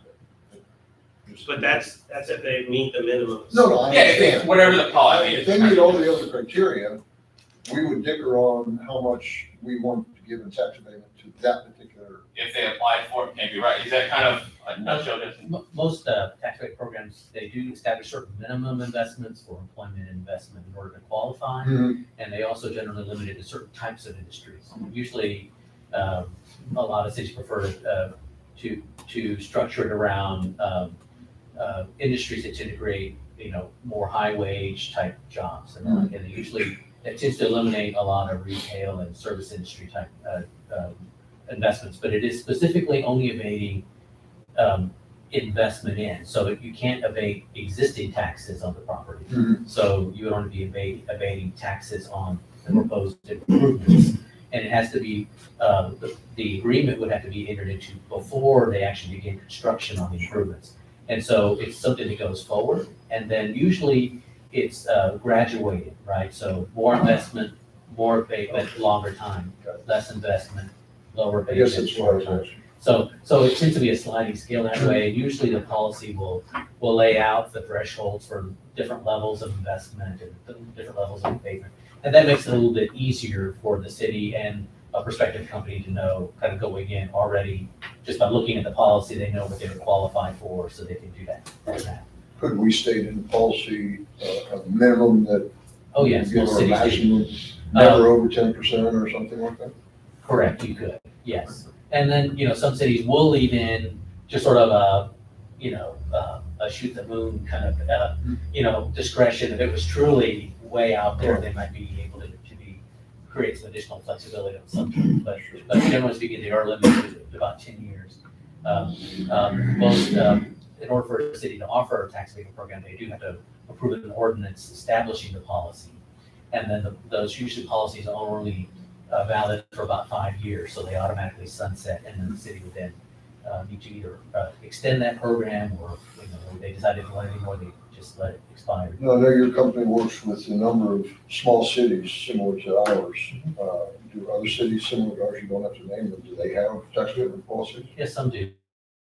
And they usually include it in a number of other tax economic development incentives. There's a lot of other ones, reinvestment zones, enterprise zones, other kinds of, they might offer a variety of incentives. But usually it's part of a mix of potential incentives to offer businesses that are considering expanding or relocating to your. So the cities, we have cities out there that are already doing it, and I can tell you that all 3 counties that are inside the city limits, all 3 of them have them too.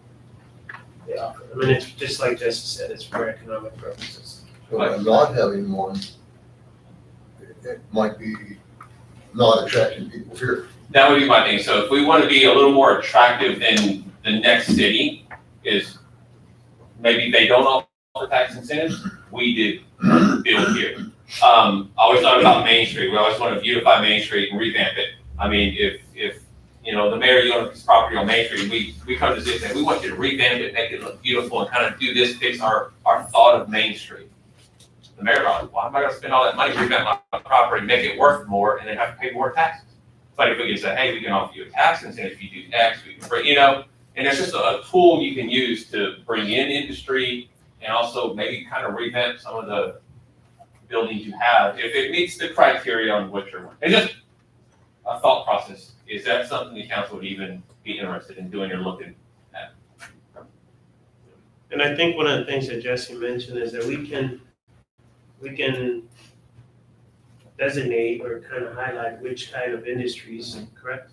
That's correct. That they're called targeted. Mhm. So you can kind of, so if you don't want to have this available for certain things because we don't want those, Sure. you can kind of put them on, you don't identify them, so you can really target the opportunity that goes with it. So. And the tax abatements on real property owned. It's all ad valorem taxes. Yeah, ad valorem, yeah. And it'd be, and it would just be the city taxes. Right.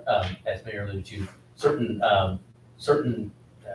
taxing entities are prohibited from participating. So school districts are often, for example, not allowed.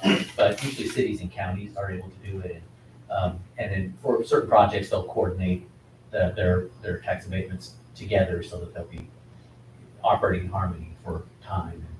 And So anything we get in the county or in the city, and if it's inside our school district, it's gonna help our school district out. So there's some benefits of being able to do that. So it does help. It does help. What industries are you thinking about that we offer these abatements for?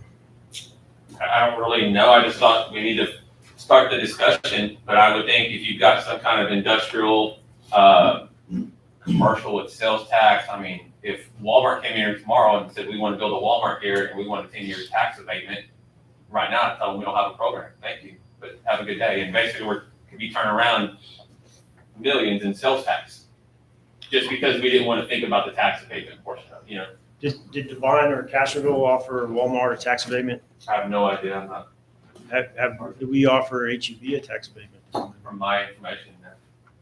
I mean, my concern, of course, is, kind of needing taxes, right? I don't disagree with you, but my thought process is if that land is already vacant and it's bringing in 500 a year or 5,000 a year on ad valorem taxes, it's going to continue to do that unless somebody builds something on it. If you're willing to build and spend $5 million to build a new building and say, look, if I do that, I want a tax abatement for a percentage for X number of years, I'll meet all your criteria, and I'm selling all this good stuff that's going to bring you in sales tax. We may give away a little bit to gain over here. But if we say no off the bat, it's always going to be the same. Unless someone finally comes, and at some point, we're going to be competing with other cities. At some point, it's, do you want to build in Castroville? You want to build in Lytle? You want to build in Talley? Who's going to give, the best deal for me to take my business there? And where does it fit the best? That's all, however council wants to move forward, but it's a discussion we need to start having, because it's going to start coming. Is this gonna be something that each application is gonna need approval by the council? Yes. Yes. Each one is individual of everything else. They have to apply for it, meet the criteria. Well, first meet the criteria, apply for it, and then come forth and negotiate it with council. Remember, it's not just sales tax though. We got franchise tax, we've got, There's all kinds of. yeah, The utilities that they use too, the money. so there's, Yeah. we can Sure, pay sales tax, but there's possibility of employing, and employment, Employees. well, being in the city, yes, sir. Some of the ones I saw, you have to employ, 25% of your workforce has to live within the city or has to live within the county or, things like that. It's also important to note that if you have a policy that just establishes the guidelines for the basis of a tax abatement agreement, the entity actually, and that agreement is brought to the council, so that's subject to ultimate council approval on the tax just abatement open the door. So there's a contract between the city. For example, PIDs. City never considered a PID whatsoever. We had two Southerners come and say, I'll do it all without a PID. One said, we'd like to look at a PID policy. The council said, that makes sense. Let's develop a policy. And if you want to apply for it, go. And that's all I'm saying. If that's the way we want to go, we need to start working now before it's too late. Mayor, I'd like to make a motion on this. I move that we direct the city administrator to pursue a draft of a tax abatement program through whatever means he deems necessary and present it to the council at his earliest opportunity. I got a motion on the floor? You want the draft of the tax abatement program, correct? Yep. Okay. I drafted that. Yeah, and I think the motion gives him the latitude to work with whoever he feels he needs to, certainly our legal. Okay, got a motion, do I have a second? Got a second, okay, got a second, any further discussion? What's the timeline on getting back to us? I don't necessarily have one for tomorrow. We don't have anybody knocking on our door right now. So I've got you'll see in my report, I've got a lot of trainings and time that I'm taking off in the next few months, but I'll work on it as quick as we can along with all the other projects.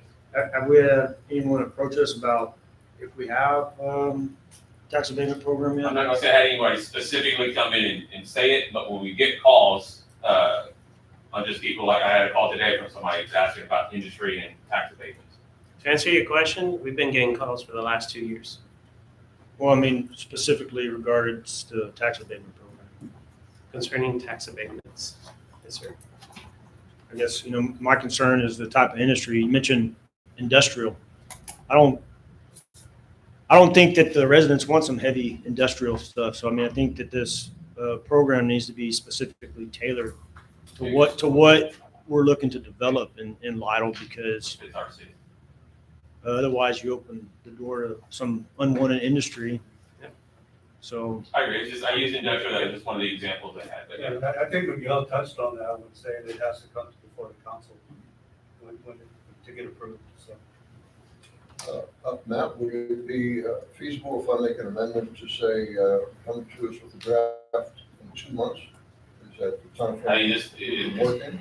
it's just as quick as possible. I'll work on it as quick as I can. Within the next 2 months? Yeah, let me amend that to say within 2 months, and if you hit any snags along the way, you come back and that's where you're at, and ask us to amend the time table. Okay. So I amend that motion to be within 2 months from today. After the second. Okay, we have the second amendment that goes with that? Okay. Within 2 months, okay. Any further discussion? All those in favor? Aye. Any opposed? Okay, thank you so much, appreciate that. All right, let's go ahead and move on to K, consider an act upon appointing member to the Ethics Commission. So council, we need to start looking at members for our ethics commission. So that's where I come back to the 5 councilmen. It's a group of 5. Typically, it was 1 from each district. So we need to establish that commission and start making those nominations. If y'all got anybody in mind, we can take those now, or if you think you need to take 2 weeks to start talking to people, however y'all want to move forward, but we need to get the commission established. And just for clarification, do they need to be from their district?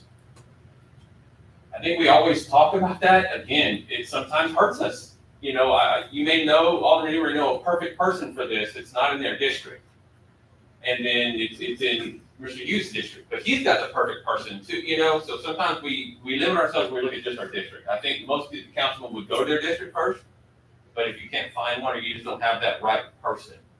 I think I brought that up Yeah, when you we were did. discussing this before, You do. and I think our discussion went to, let's just make it, open.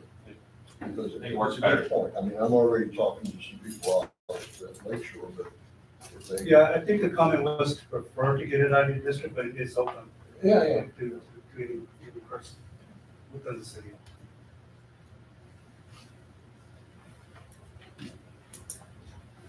Okay, I have my nominee or appointee, if you want it today.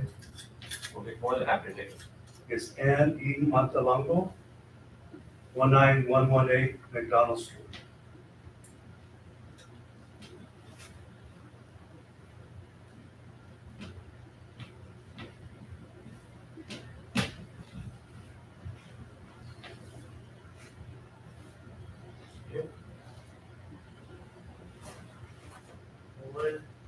I'm working on it. you're working. You guys would like to have additional 2 weeks for the next council meeting? I have my nominee right now, Mayor. Okay. Antonio Carrillo, I'm just looking up his address. Somewhere on Magnolia.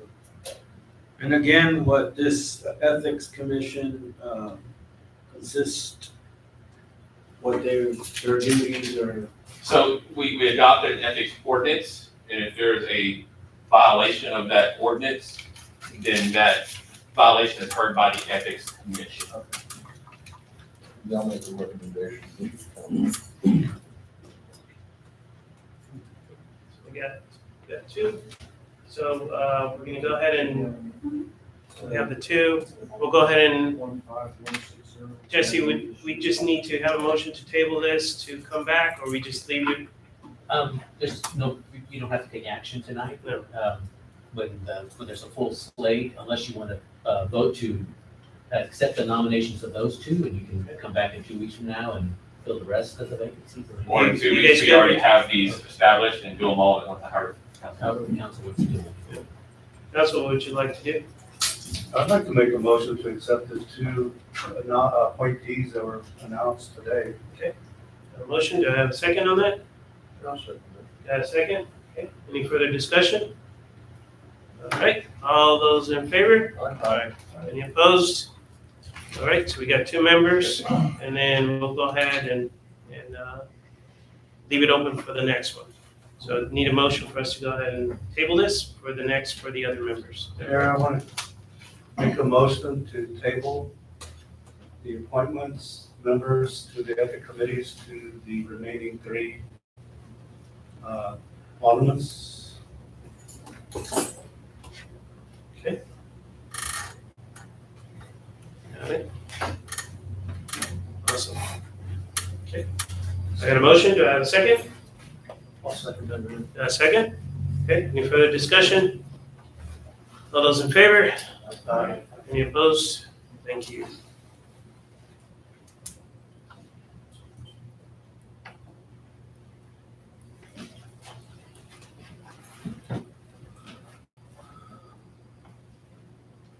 Some notes. Thank you so much, council, appreciate that. Let's go ahead and move on to I, discuss and consider a report, L, JKLL, discuss and consider a report on the wastewater treatment plant project. Thank you. So council, I think James and I were kind of tag team that, but, just to bring everybody up to speed, last Tuesday on the 16th, I was notified by the public works director that we had a failure at the wastewater treatment plant with our aerator. So our system has, right there, aerators is what they call it, aerated wheels. So we have 2 of those. One has been out of commission for 6 months now in Houston, getting repaired and doing all that. So James reported that day that, the other one fell on us, which is kind of concerning because now we can't really operate. Kind of flush the toilet, it rolls, and it goes there, and then kind of nothing happens. Nothing happens with the solids. They just kind of sit in this tank, correct? They just sit there now. We reached out to the company in Houston. They were going to try to send a service gentleman, whoever it was, the next day, hopefully, coming out of Houston. He was going to try to find the bearing and then get here and figure out what happened. We knew a local mechanic. We made contact with him. He was out there that day and discovered that the bearing itself is what the failure came from, which then in turn chewed away half of the shaft that is used to spin the whole wheel. So they were there that night until about 8:15, 8:30, I believe. They took everything apart.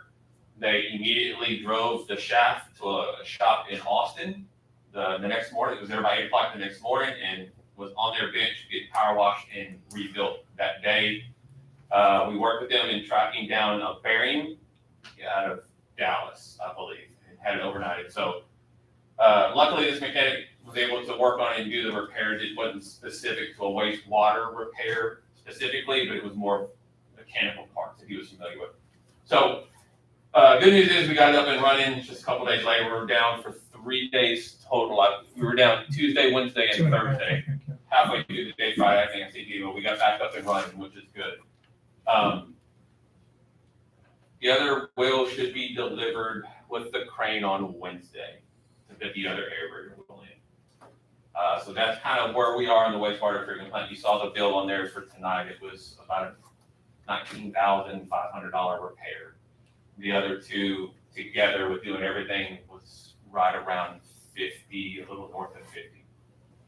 So about a $70,000 in repair to the wastewater treatment plant that we didn't really anticipate for this year. So you'll see when we do budget, we may have to cash out a CD or something. So we had a discussion when we had the workshop, and I'll come back to that topic. But staying with this one, what caused the failure? I mean, we were doing fine, and then I don't know on the first wheel. I didn't, even though I was in the office, I don't see it. But First wheel, the axle broke. And the company that picked it up, and I think they had it fixed and they were gonna go get it balanced. The company that was doing it just went out of business. I don't know if they forgot about it or so what, but when we called him the other day, the guy that came and did the work is gonna finish the job. that's one we're getting this week. This one here, it's been about 6 months and that one aerator's been running 24/7 for the 6-month period.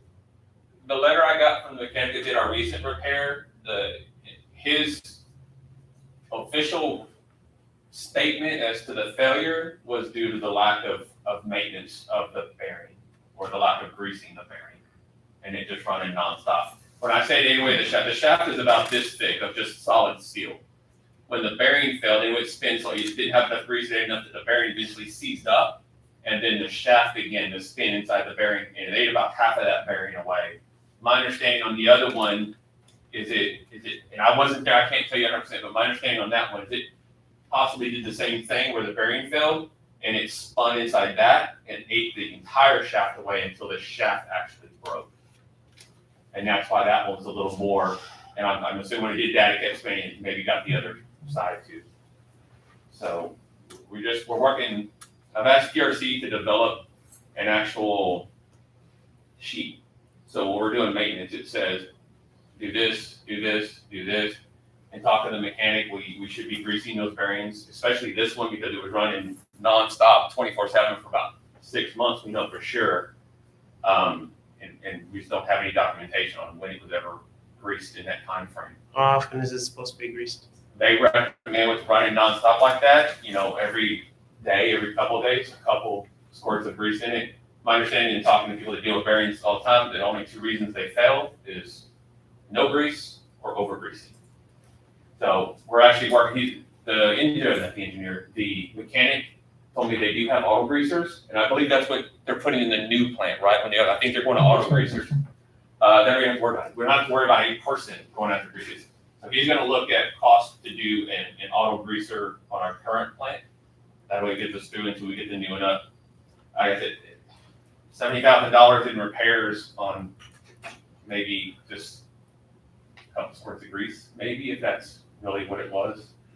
So there's no preventative maintenance program established for that facility? Do you have a preventative maintenance program for it, James? That y'all Yeah, follow? we got a chart that guys show when they're supposed to grease whenever they change belts, grease, change air filters. They have a chart there, and I haven't checked it lately, but. So I believe that the Tuesday before, they reported that some belts broke, Yeah, and they reported. We got a heavy rain. When we get rain, that thing spins and it throws water up into a fine mist. When we get a heavy rain and we're getting, instead of getting 200 or 300 gallons, we're getting 500 or 600, 700 gallons in there. It overloads that wheel, and that's what broke the belts. That it was so heavy that it when it spins, it was just throwing up a slab of water instead of a mist spray. And so we lost 3 belts, I think, a couple of days earlier. So I think did the guys report to you that it sounded funny then? I didn't know it till we went out there with the engineer and Robbie. I noticed with the engineer that our foreman went over and actually shut the wheel down. I assumed he did it because we were out there walking around it. You don't want to walk around a mist of poop, I guess. But he told me later on he shut it off because it didn't sound right. Something sounded off, and when he shut it off, he was able to actually see the damage. But from what I've been gathered so far is allegedly it was reported and that sounded weird a week before, and it was checked and said it was fine to continue to run it. I don't know, I'm doing more of an investigation into it. We have another issue that we need to clean out. What are those front tanks? What are they? Retainers. The retainer basin. I don't know. I guess we pump the sludge and water into that, and then it goes out. It shouldn't really have anything in it until you're using it. It fills up, and then we pump it out. Unfortunately, it's about half full of sludge right now, and even our engineers aren't sure how to get that out of there. So we're having to work on that. They did tell me it's going to be a costly fix, so we're trying to figure out the best way to get that out of there. James, when was the last time we took the stuff out of there? Never. I think it's been building up for about 10 years or so now. Yeah, it's just, I guess the solids float. It's just a settling tank, and the bottom goes into the drying beds. And I guess every year, you get 6 inches of sludge, heavy sludge on top. And I don't know if we can break it up with pressure, water pressure, or I'm not sure how that. Yeah, I think we probably need to do it safely, and like you said, with the preventive maintenance of the things that we need to do at a certain, because it's pretty high right now. Something else is, these wet wipes, that's where they all end up, and they sit there and they form a mass, just layers of them. And that's part of the problem. We didn't have that problem until. But you agree we need to get that out of there, right? Yeah, we have to break it up and get it out of there, but it's half full. We're still using it. We still get it into the drying bed every week. It's just that eventually we're gonna have to, figure out some way to get it out.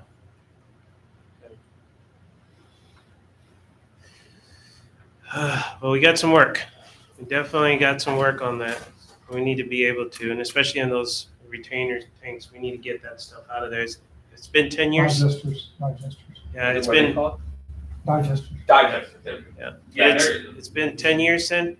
It's been 10 years. We haven't taken anything out of there, right? No, it's kind of been accumulating, what I gather, for over 10 years. And the only way is drain it, you drain it into the beds, that's the only outlet. We talked to the contractor, wondering why there wasn't a port above ground, that you could probably back a tanker up with a suction hose and suck it, but it wasn't designed that way. And I think we've already reached out to what I gather, the foreman reached out to a vacuum truck company, and they refused to do it. They said it's too bad. Yeah. I mean, we've actually got stuff growing inside of it. Like I said, it's probably the best nutrient. But it's about, like I said, it's probably 15, 20 foot tall, whatever, and it's half full right now with that sludge that is pretty thick. The guy actually put a ladder in it, and one of our gentlemen stood on the ladder, and it didn't sink. So it's pretty solid. So I'm not sure we can break it up with water, and it might, I don't know. We're gonna look at different options. One, the mechanic gave me is, again, wouldn't be cheap, is maybe we're gonna crane, they got those bugs kind of go down, and when you pick up, they scoop at the same time. Doing some of that to get that out, and then you rent a mini skid steer type thing that once it's low enough to the ground, you can get that and they can scoop and dump it in the bucket. But I don't know what's all in there, if that would damn. James, do you put that stuff on the beds, or where would you dispose of that? You probably have to, depends how moisture in it, Mhm. If it's got moisture, we'd have to set it in the bed till it dries. If not, we can take it straight to the, roll-offs. To the roll-offs? Yeah. Okay. So we're working on that, but we'll get that back and running, just understand there's gonna be probably a pretty big ticket coming in on that one. That, again, it's not budgeted for, we'll have to figure out. Yeah, my understanding, there's, for the lack of a better term, super suckers out there. They come out with a cutter and they cut that solid waste and then they'll haul it off there, but it's You have any good phone EPA, numbers? unfriendly, expensive.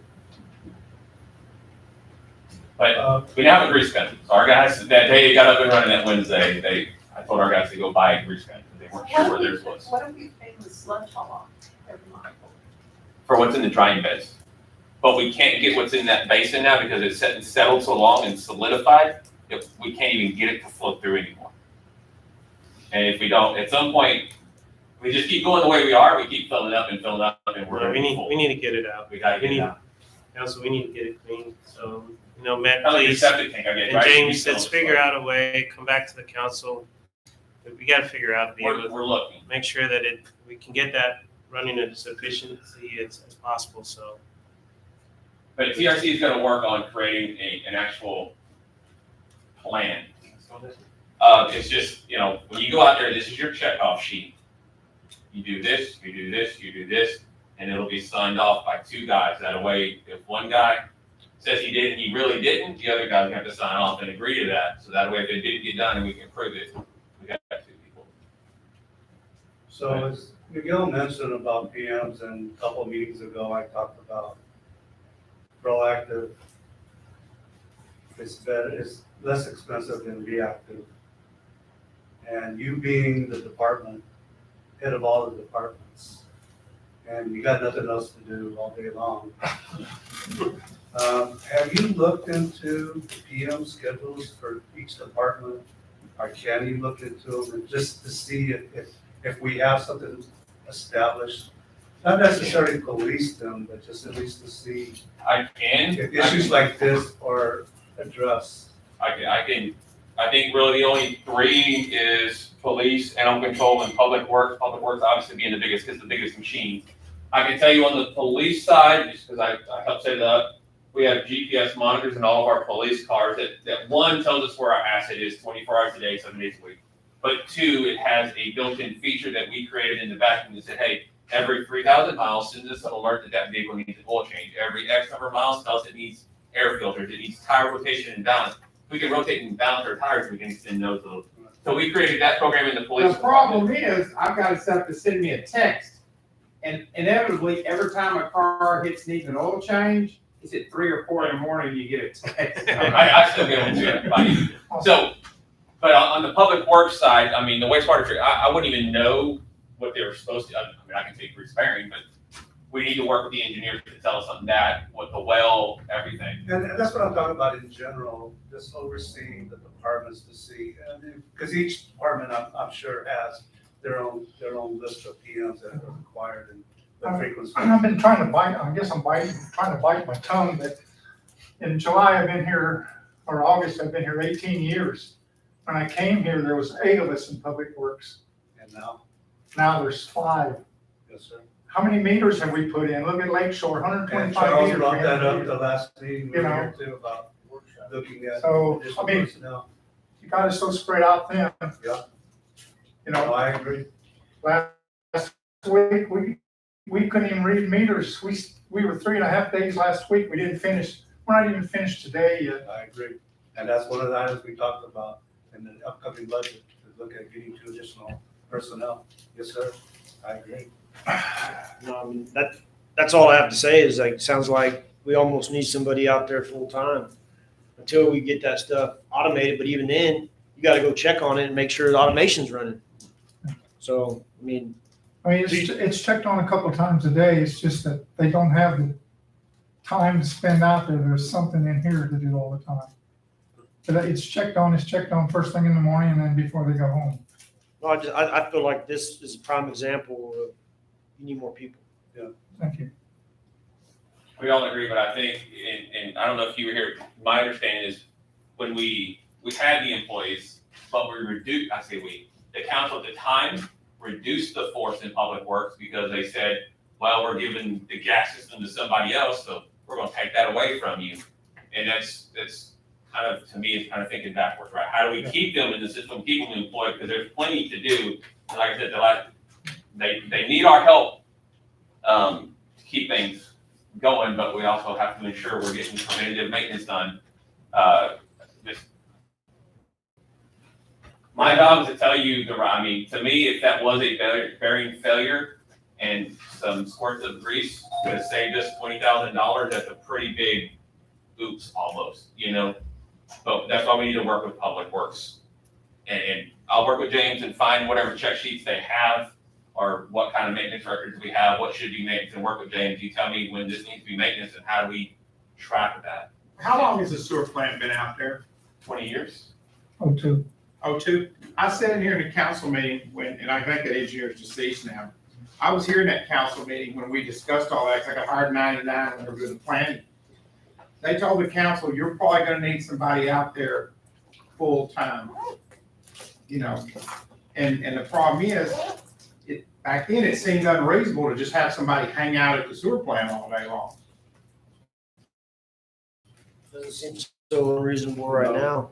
Well, that's where we gotta keep with our department head. Like I said, I know last year we did budget talks, but the department heads have to fight for what they need and say, I need this. I need these guys. I need a new car. I need, because of X, $20,000 barrier for half salary. Yes, sir. Absolutely. When we're said and done, we've spent 70 so far. We'll probably spend, God knows, to clean that out. We could have probably hired guy and a half, 2 guys. Do we need any kind of motion on this? I don't know, it's just an update. Okay. But I will work with all the departments and look at their maintenance schedules and how they do them. Over here, it's really the vehicle stuff. I am working on our ACs to get them on a maintenance schedule as well. In addition, we were looking in the workshop about the top 10 lists. Yep. Thank you. Very busy man. Thank you. Definitely. Appreciate it. Thanks, James. Thank you, Matt. Appreciate that. Okay, let's go ahead and move on to M, consider an act upon authorizing a drainage easement agreement for Horacio A. Garcia Trust for the Lido MHC Mobile Park Project. So council, this is the new mobile home park that is still being reviewed. There's a lot of moving parts still in that. But the one part that is ready to move forward, if council sees, is the drainage easement. The reason it's coming before you tonight is because the mobile home park, I guess, people have negotiated this agreement with Mr. Garcia, and it was a very long process with a lot of moving parts, and they finally got an agreement. So they're trying to get it executed. And Jessica can catch you up on a lot of this when I mess something up. But our engineers looked at it. TxDOT has looked at it. I've spoken with them, even though they don't give a formal letter of approval. I did talk to one of the engineers, and they don't have an issue with it. They saw the drainage and the easement work. They've got questions on other drainage, but not this. They would be required to construct it. The easement is in the name of the city and owned by the city, but they have to construct it and maintain it. Correct, Jessica? That's right. This is an offsite drainage improvement. As part of the planning process, the developer needs to be able to demonstrate drainage for their proposed improvements. And the nearest drainage facility is not on their property. It's along the TxDOT right of way. So this is actually a TxDOT drainage facility that they'll be draining into. So they have to cross the Garcia Trust property in order to reach that area. So they're paying for the easement. The city would own the easement for continuity purposes. That just avoids the possibility of the trust or the mobile home park developer later on releasing the easement and then suddenly creating a drainage problem because they developed the drainage easement area. So, but the city continuing to own the easement but not be responsible for the drainage improvements. The developer still does that, but it just gives the city the assurance that there's in fact going to be an easement there, since the city's approval will be required to release that. And similarly, if the Garcia Trust ever develops their property, they would also have to factor in the fact that there's an existing drainage easement for their potential improvements. It's my understanding this is in a floodplain area, so it wouldn't be developable anyway. So, but as Matt explained, the developer was leaning forward and wanted to get this drainage easement because it was a lengthy negotiation, and the owners wanted to go ahead and agree on the sale of the easement.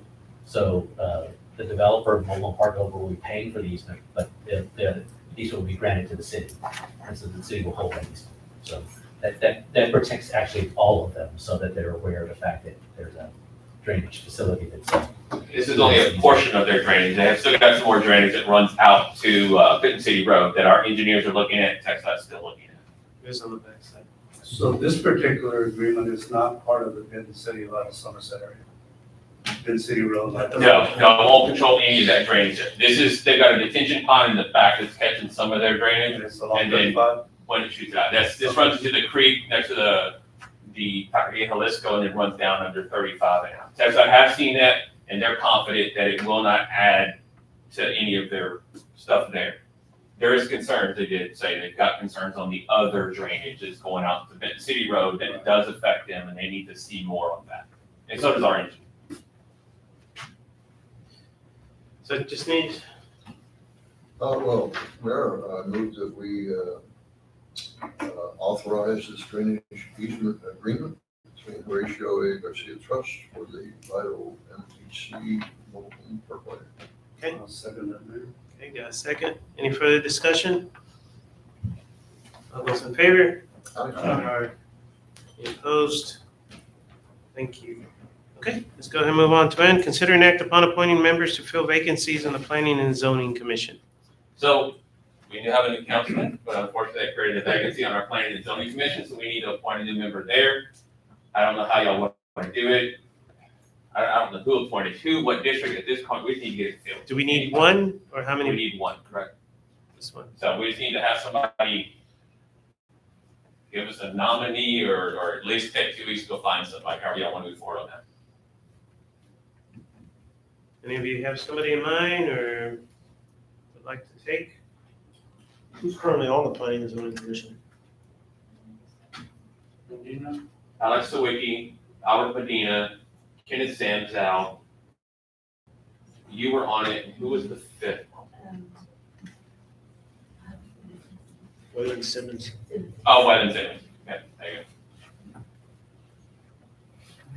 go. So, however council wants to move forward, if we want to ask Alderman Hughes to try to find somebody, or if Seems like in the past that, it was by district, and whoever had appointed the person, and then that person left, it was that all. You wanna take somebody? Yeah, I'll get somebody, because that's how Sam got me. There you go. So can I get a motion for us to designate? I'll make a motion that we, designate Alderman Hughes to, find a person to fill the vacancy of the home. Okay, got a motion on the floor? Second. Okay, got a second.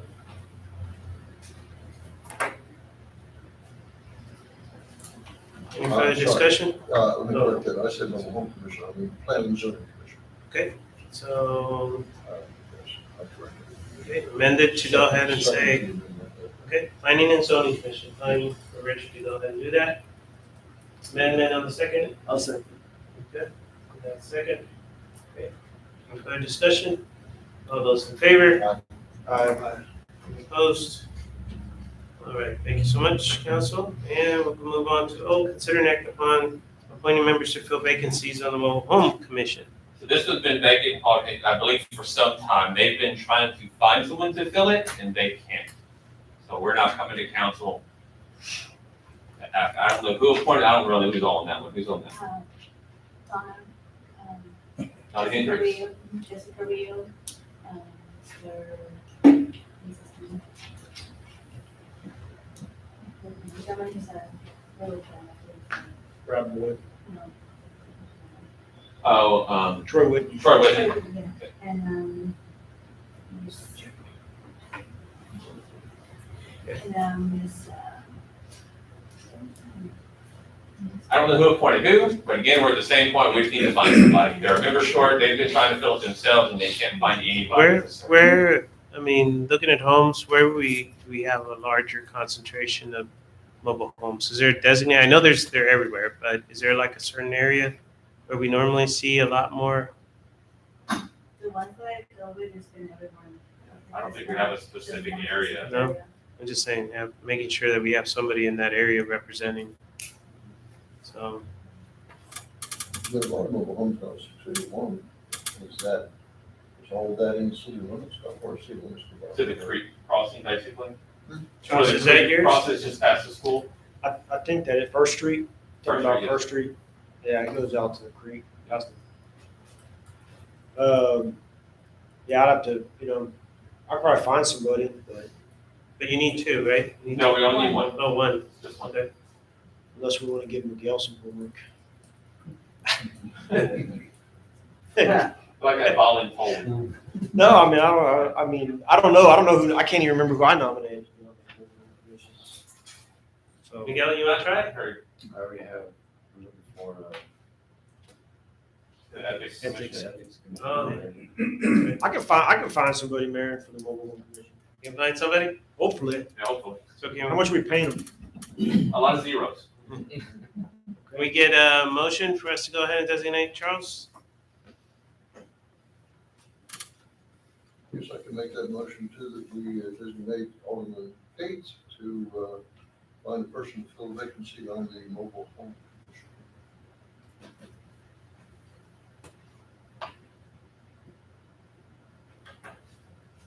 Okay, got a motion on the floor? I'll second that.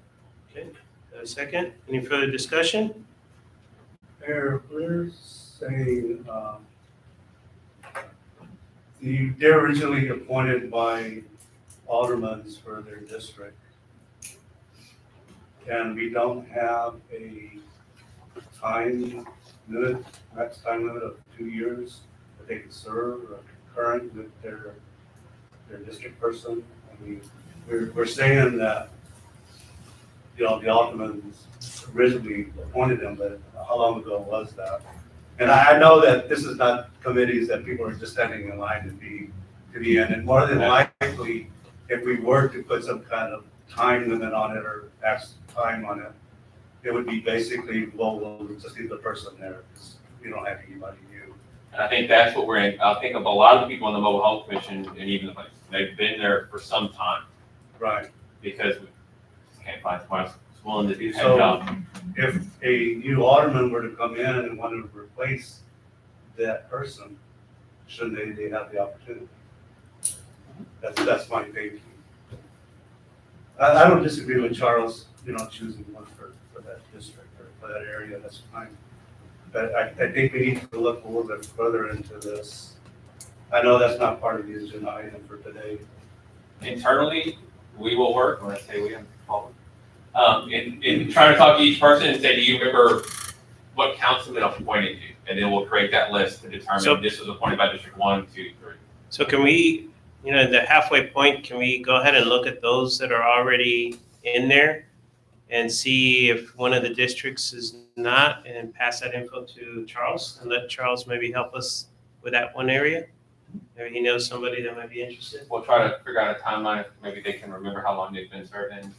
I'm sure the answer might say forever, but. The thing you have to consider is, since most of these people were appointed to these various commissions, the district boundaries have changed quite a bit. So they might have been appointed by a person in 3. Now, 3 is not where it was, it's all the way out in Lakeshore, so. But I'll throw this in there because I've been in these for 27 years. It wasn't until 5, 6, 7 years ago that they really started even doing stuff by districts. The council would just say we need. So a lot of these people, if they've been there, they really weren't appointed by a particular councilman. Or district. They just submitted names, they just try to find bodies. So that's another That thing. should be a So we could at least try, and then if it doesn't, then we know, right? So, Mayor, if I wanted to put the verbiage in there to have time limits at the discretion of a entering alderman with the possibility of changing it, I can make that an agenda item for next time. I would probably go back. I know we made some adjustments maybe about 2-3 years ago, so go back and look at what we have and then come back. Okay, so if you could get that information on who's currently representing what district, if they even are. Yeah. And then, get that to me, and then I could come up with an item. I just would like to, amend the bylaws. We go on that. Let's take a look. Give incoming alderman the opportunity to appoint somebody, They want to if they have someone. Okay, so I got a motion for us to ask Charles to go ahead and find some, any further discussion? All those in favor? Aye. Any opposed? Thank you so much, appreciate that.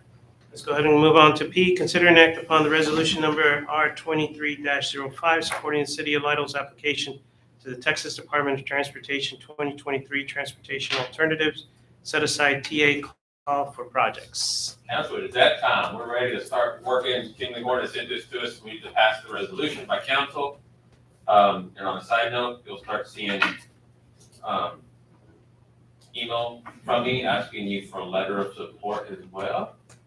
The more, I think Charles spearheaded that for us last time. So I got the luxury of doing that and gathering letters of support from people along Main Street, McDonald Street, where we're doing the sidewalks. So we just need to approve this. That way it's supporting the resolution from the council supporting us applying for this grant. Again, this could be, if awarded, be 100% covered by grant money. The 6-foot sidewalk, starting at Somerset, running on it's called the north side of Main Street, all the way to the post office. 10-foot shared use path running from Somerset all the way up to City Hall right here. And then when we run down McDonald, it's 2 6-foot wide sidewalks all the way down McDonald 35. It stops there. And then on the other side, it catches it again on the Lotto State Bank side and runs it out to the subdivision. Okay. Mayor, I'd like to make a motion. Move that we adopt resolution number R23-05, supporting the City of Lidle's application to the Texas Department of Transportation's 2023 Transportation Alternative Set Aside Call for Projects. Any further discussion? Yeah, is there engineering studies required on any of this, where the city would have to put up money that does not get? That's what we did with Kimberly Horn. Okay. We did that, and then, let's say the sidewalks were awarded and the cost was $5 million. When we signed the contract with them, even though it's zero to us right now, if it runs over $5 million, we're responsible for covering that. But I can tell you, working on the current project we're doing now, they're doing everything you can to stay within budget. Anything else? And we'd be able to reuse this stuff, right? The Yes. engineering, everything that we're doing now. Once they create it, they turn it over to us. We're the owners of it. So if something happens, we decide, never mind, pull it, or we submit it, it doesn't get selected, we've got all the data, we're ready to go for next year, just like, with Charles, last time, I think we were able to resurrect these two from the first time. And move forward with them. Just looking at this program, those are state roads, state highways, so. Their facilities. Yeah, they're looking at improving those and working with the city, so. I feel confident that we're gonna at least get one of them, Yes, sir. if not both. All right, all those in favor? Aye. Any opposed? Okay, thank you so much. Approve that. All right, appreciate that, council. Still got a little bit more to go, but we're doing good, So we're gonna go ahead and move on to item number 11. This is department reports. Lynette? Got you on. I'm going to do it from here so I can see the computer a little bit better. if that's okay.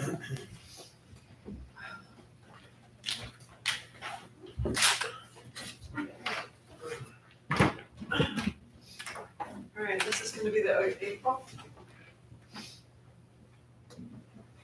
Our general fund balance is 1.3 million. Our payroll cash balance is 11,000 right now. Our credit card balance is 2,471. Our federal tax account balance is 2,041. Our bond account is currently $8,192. CDs and other accounts came out to 2.1. Total bank assets of 11 million.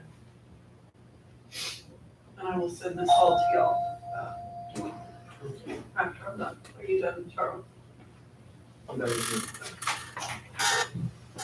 Utility billing for April. For the water accounts, we billed 72,630. Sewer accounts, we billed 33,609. For the gas accounts, we billed 34,152 for a gross utility billing of 140,392.81. Tapping and impact tapping and acquisition fees for the month of April, we did water impact fees of 26,259, water tapping fees of 12,000, water acquisition fees of 21,600, gas tapping of 0. We've only had one gas account for the whole year. Just one out of all the new homes that have come in. And we know that the new IHOP / travel center, all that, they got propane. They're choosing to go with propane. Yeah. Because the cost to extend gas utilities to them would probably, their timeline would be shot. Sewer impact fees of 39,854 and sewer tapping fees of 1,500. Donations for animal control for the month of April was $110.50, for the library of $167.75, total city donations of $278.25. Fire department received $1,006.25, of course that is redistributed back to them with their stipend. Residential garbage collection, we have 1,405 residents with a collection of 32,477. My billing for the month was $25,353.90, gave us a surplus of $7,123.51 towards overhead. City sales tax for April was $116,836. Year to date, we've got $889,613 on a budget of 1.5. Hotel tax, I went ahead and put May in there because it came in, Paula gave it to me, I guess, last week. April was 11,377. May came in a little lower at 9,800, but you can see how it moves around a little bit there. Year to date of 69,651 with a budget. I messed up on that number. I think it was 1.2. So. Franchise tax for the fourth quarter, we have 62,843. The first quarter was 46,494. Partial for this month, because we're still billing it in, is going to be 40,595. So for a total on the part with partial is 149,934 with a fiscal budget of 171. Court fines for the month of April, 324 fines were applied into the system at 54,000. year-to-date of $413, based upon the $388,000 budget, with the outgoing of warrant collection fees, FTA fees, and state court fees, which do add up a little bit. Internal updates, our court clerk position, Matt and I talked about it. We're going to start running ads here shortly for July. Hopefully to have somebody in there by July. Diane will be leaving. Her last day here at the city is going to be October 31st. She has given us her resignation letter. She's retiring, not resigning, but retiring. Virginia, we found out today that she is going to be on medical leave. I don't have a time frame. I'm going to guess several weeks. So I do want to mention that the utility window may be sporadic for a little bit. I do try to keep it open at all times, but sometimes Paul and I have other stuff we have to do and we can't cover it. So if y'all get any complaints from residents, we're doing our best. Internal, the budget's in preliminary, that's still in work. We did the budget workshop, 2 weeks ago, no, a week ago. So Matt and I started the first phase of the budget, which is mostly salaries. Benefit coordinator annual TML health insurance meeting is on the 24th, which I think is Wednesday. We'll be in that. We are expecting some increases in costs and stuff, so I'll give you a whole breakdown when I'm done with that. The audit is still on for late October, early November of this year. We're on track. I'm not worried about any of that. And I do have some training to do on July 10th through 14th. On a gym topic session that I want to do, Matt approved it today to go ahead and pay for. I'm just going to make sure that Matt or somebody's here for double signatures. And then, of course, I'm still testing out on the certified government finance officer exam in October. That's all. Any questions? Council? Good. Thank you, Lynette. That's good. Good wrap up. Good numbers. And I will send off to you. I didn't have this done. All right. You ready, Paula?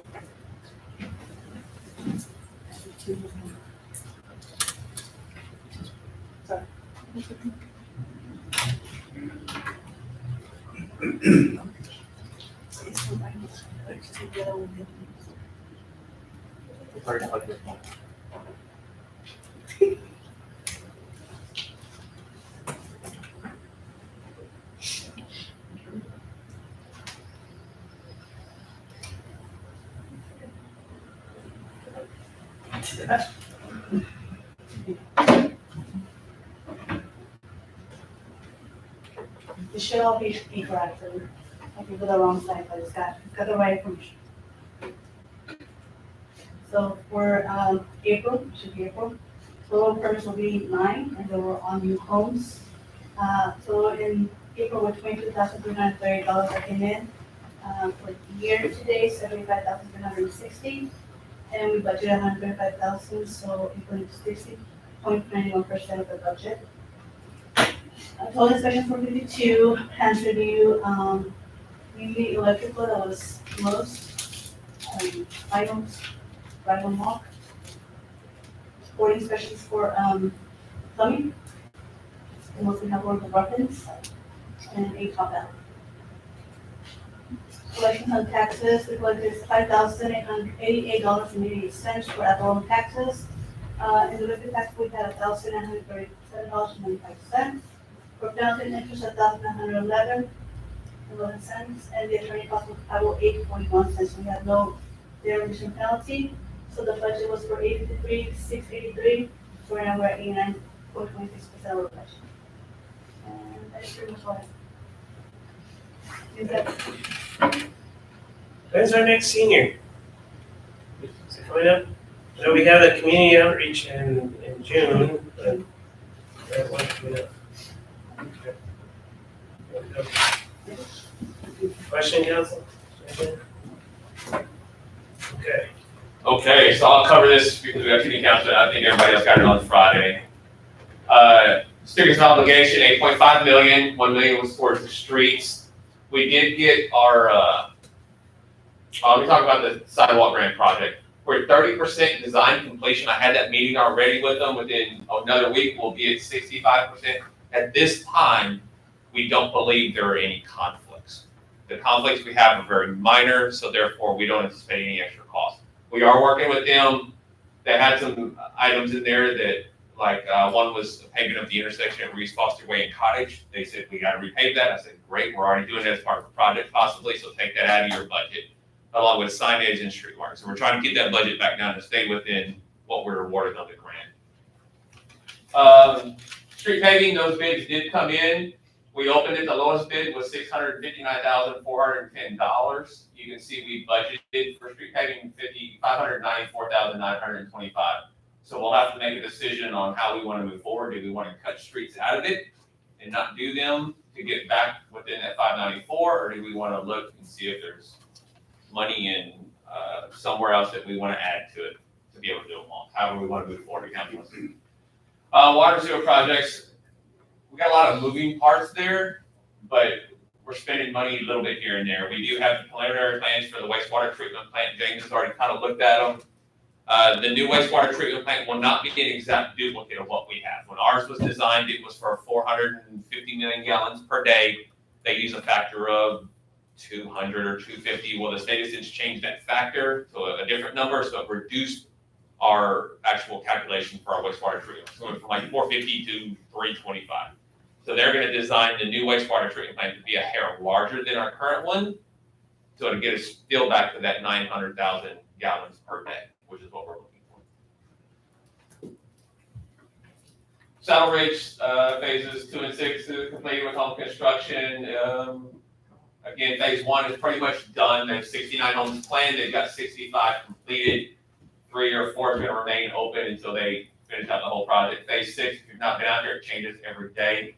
72 homes planned, 32 are under some form of construction or completed. I believe there's already somebody living in one out there. That's how quick they're moving. 2 open now? Oh, 2 there. It was 1 the day I did my report last Friday. We've already got 2. Phases 2 and 5, 140 total homes planned there. We're awaiting the acceptance, which is what we did tonight. I don't believe they're going to start much in there until they finish out 6. But like I said, if you have not driven out there lately, every day it changes. Drive out there. I'm sure they got more foundations already in now. Rosewood Estates, 548 total planned homes in 3 phases. Phases 1 is under construction. Road works to start soon. Electricals installed. We do have, I've got an updated timeline from them that they sent me for home construction. Probably the next 4 or 5 months, we'll start seeing it all works out. Some homes going in out there. Vital Farms, the Unit 1, Phase 1 has been approved, but we're still pending some PID review information. They, as you're aware, they amended their PID. Citizen documents to amend their PID. It was reviewed by our financial advisor, Samco, and our PID attorney. It would be their recommendation that we take it back to the developer and say, you need to come back and ask us to abolish the previous PID, because if not, that one sits out there in just kind of limbo as a PID that's been approved but never acted upon. So the ball's back in their court, waiting for them to decide how they want to move forward and how they want to put up money and start the process. Open projects, the streetlights along Main Street down there from Cortez Road all the way up to Gray Street. They've been out there putting the poles in. So hopefully we'll get some movement on that real quick. We haven't had any movement on the North Somerset Street, the bollards and getting stuff in there again. Just, there's a lot of projects in Public Works we'll try to work on. Drainage, Kimley Horn's still working on the master drainage study for Lakeshore Estates. We get stuff to them every time they ask. The Adams Street and Live Oak Street, no movement on those. The road boring for 2790, permits are obtained. Public Works is working with the contractor to physically set that date to do the road bores. Still need to work with legal and drafting a letter to that, for that private fire hydrant at that house. There's a list of the contracts, and for the new councilman, if you give me, I can send you this as well, but there's all the different contracts for the city that we have. Miscellaneous updates on the meetings I attend and things I do throughout the entire month that are kind of there. Training and vacation. So under training, I was recently accepted to Texas City Managers Association, and I renewed my International City Managers Association. So I'm back as a member of both of those organizations. June 1st, I've got a truth and taxation online class I'll set through. June 8th through the 11th, I'm going to attend the TCMA conference in Allen.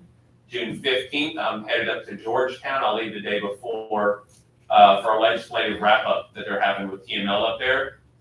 And June 25th, I think it's me, the mayor, and some of the guys from the police department are going to a training class in church put on by TML on social change.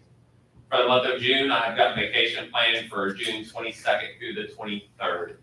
Got some moving parts with getting the budget stuff right, but I'll work with you on that. Code compliance report under bulky waste. He issued 2 warnings for bulky waste being out early. He removed items from 13 locations. He informed 14 locations that Waste Management will not pick up the construction debris that they had out. I think he's since worked with them. They've picked up some of that. The issue we're having with that is you put construction debris out, their driver's making a judgment call. He drives by and he goes, that looks like something a contractor would have done. We're not picking that up as part of the contract drive on. When in reality, it was a homeowner that did it, and they're supposed to pick it up. So we made some calls, they didn't come back out and pick it back up. So we're gonna work on that. Take a look at Prairie. I drove by this weekend and they still, I think there was still 2 locations where there was debris Okay. outside. I'll go out there this week. Brush collection, he issued 2 warnings for brush being out early, and 6 warnings for limbs being out too large for pickup. So again, the limbs have to be cut certain sizes for the machines to pick them up, and it looks like we have a lot out. It's too big. Upground lots, 8 properties he had maintained. Building permits, reviewed 13 building permits, issued 1 stop work order and advised them to obtain a permit. Residential property was missing inspections. They contacted the owner and advised them to contact the permit office. Under general, the owner of a commercial property with frequent overflowing trash was advised to increase their service, and they've done so. And the owner of a commercial property was advised to clean up the lot and agreed to, he was given a 3-week time limit. I think they're about 2 weeks in to that 3-week already and haven't seen any movement myself, so I'll have to follow up on that. Quick update on how we're gonna handle code compliance. I'm gonna work with the police department on that and get them out. We're hoping an officer once a week for 3 or 4 hours to make patrol around the city and look for things in code compliance. I'll explain why that's important here in a second. Parks Department, John Lott, again, working where we have the walking trails, the Little League with them, get some grass seed planted, fill the playgrounds with mulch and tree trimming. If you haven't been in there, we still have, I know I told you we would get that one dead tree down last week. It did not happen. Wayne was out. He's not 100% certain on how to cut the tree to get it to fall correctly. So I need to come over one day and work with him and cut the tree for him. Once it's down, he can get on it. But over by the tennis courts where we had all those trees that were real overgrown, he's cleaned all that up and you can now see through there and open that up for us. We still got a lot of tree trimming to do over there. No real movement on the coal mine park, but he's been advised of what to do, and when his community service guys back in, they're gonna go over there, get the backboard down and start working on cleaning some of that up. Veterans Park, not a lot going on there. They take pretty good care of that. And HR, click on the 13, the very bottom, it says HR. I don't know why I didn't come up with this slide. There we go. Animal Control Division, we've re-advertised, and it's open right now until June 1st. So if you know anybody looking for a job in animal control, it is there. You'll see that the advertisement is a little different. It's not just kind of a general advertisement. We actually talk about how much we're going to pay the person and benefits, stuff like that, to try to entice people in. Public Works Commission, we received 4 applications. We reviewed them. We're going to conduct interviews. We've got 1 scheduled. We had 2 that we wanted to interview out of the 4. When we called, 1 had already taken a job somewhere else. So we've got an interview Thursday, I think at 11:30 with the gentleman. So we'll see how that goes. On code compliance, on 5/12, our code compliance officer resigned from the city, citing some health reasons is why he needs to resign. So we're working on different options. Currently it's being covered by myself and the police department. Again, we're going to take the money that was budgeted for code compliance and use a little bit of that to help cover the overtime of the 1 officer that's going to get out and patrol the cities. This is not going to be the full out code compliance. What they're going to do in working with chief, overgrown lots, which we're going to see a lot of, and then the big ones, overgrown lots, brush being out early, stuff like that. Stuff Skip normally reports on. Permits and stuff like that, we're going to keep that in-house, and I'm going to do my best to have kind of review those on the simple permits that Skip would normally look at. So that's the plan moving forward. I've got some bigger plans for parks and everything. Our parks employee is gonna be retiring too. He notified us that he's gonna be retiring September of this year, September 1.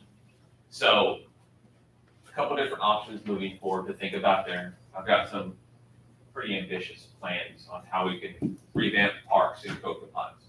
So we'll talk about that when we get more budget talks. Any questions? Yeah, Matt, on, all these people that you need to hire for different departments, what temp service out? Not really because they're full-time positions we're trying to fill. So if you saw when the chief advertised in the police firm, created a flyer, talked about how much the officers are gonna make, so many days off, paid vacation, paid and stuff like that. We didn't never really do that for the other positions, but in animal control, I worked with Santi, we created a new flyer, it's more that way now. You saw it in the paper, it says we're hiring an animal control officer, we're gonna pay $14 an hour, 14 paid holidays a year, I mean, kind of that full benefits, retirement. So we're gonna try that approach from here on out when we advertise. It's kind of hard at times because the position may have been budgeted for a certain amount, which is less than what most people will probably come to work with for. And the reason I say that, because I was at an office with a guy that I work with once in a while. There was a lady there today, and she gave me her cards, and I didn't bring them.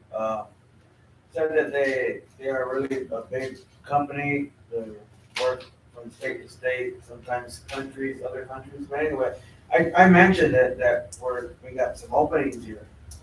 And she says, I think we can help if they wanna listen. And I said, well, all I can do is mention, give them your card and they can go from there. And they talk about the term temp can become a full. We'll be more than happy to talk to them. I can tell you my experience with temp type employees and programs like that. On the East Coast Strawberry Festival. So all the ticket takers, the people in the booths selling tickets, those are all temp employees. So they hire a company and they fill it that way. The bad thing is that I saw when I would work there is they'd be like, hey, where's so-and-so? He's supposed to show up to work gate 5 today.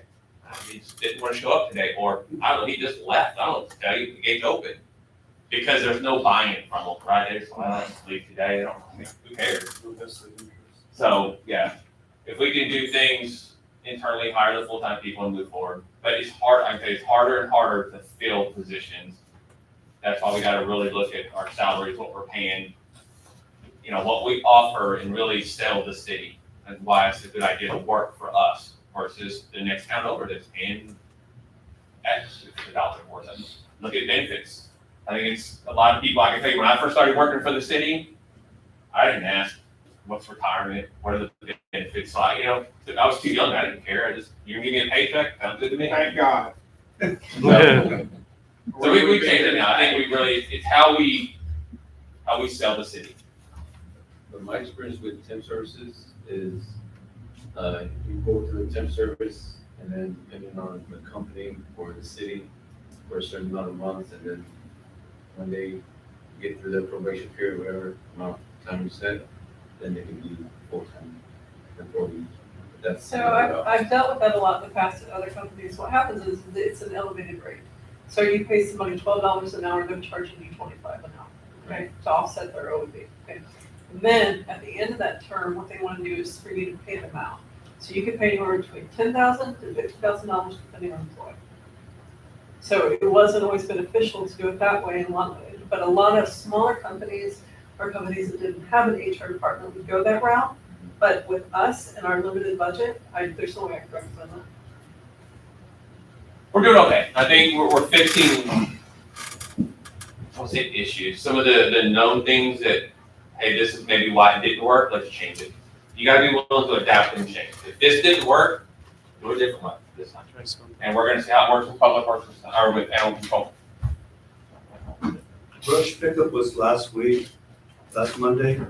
With the recent rains, there's gonna be a lot of debris and downed trees. We're gonna allow our citizens to put out early. We can look at it and see they didn't pick up the week they were scheduled because they couldn't get into the sewer plant to dump, so they actually pushed it a week. So we're actually gonna be a week closer to pick up this time. They won't, so they didn't come this past Monday?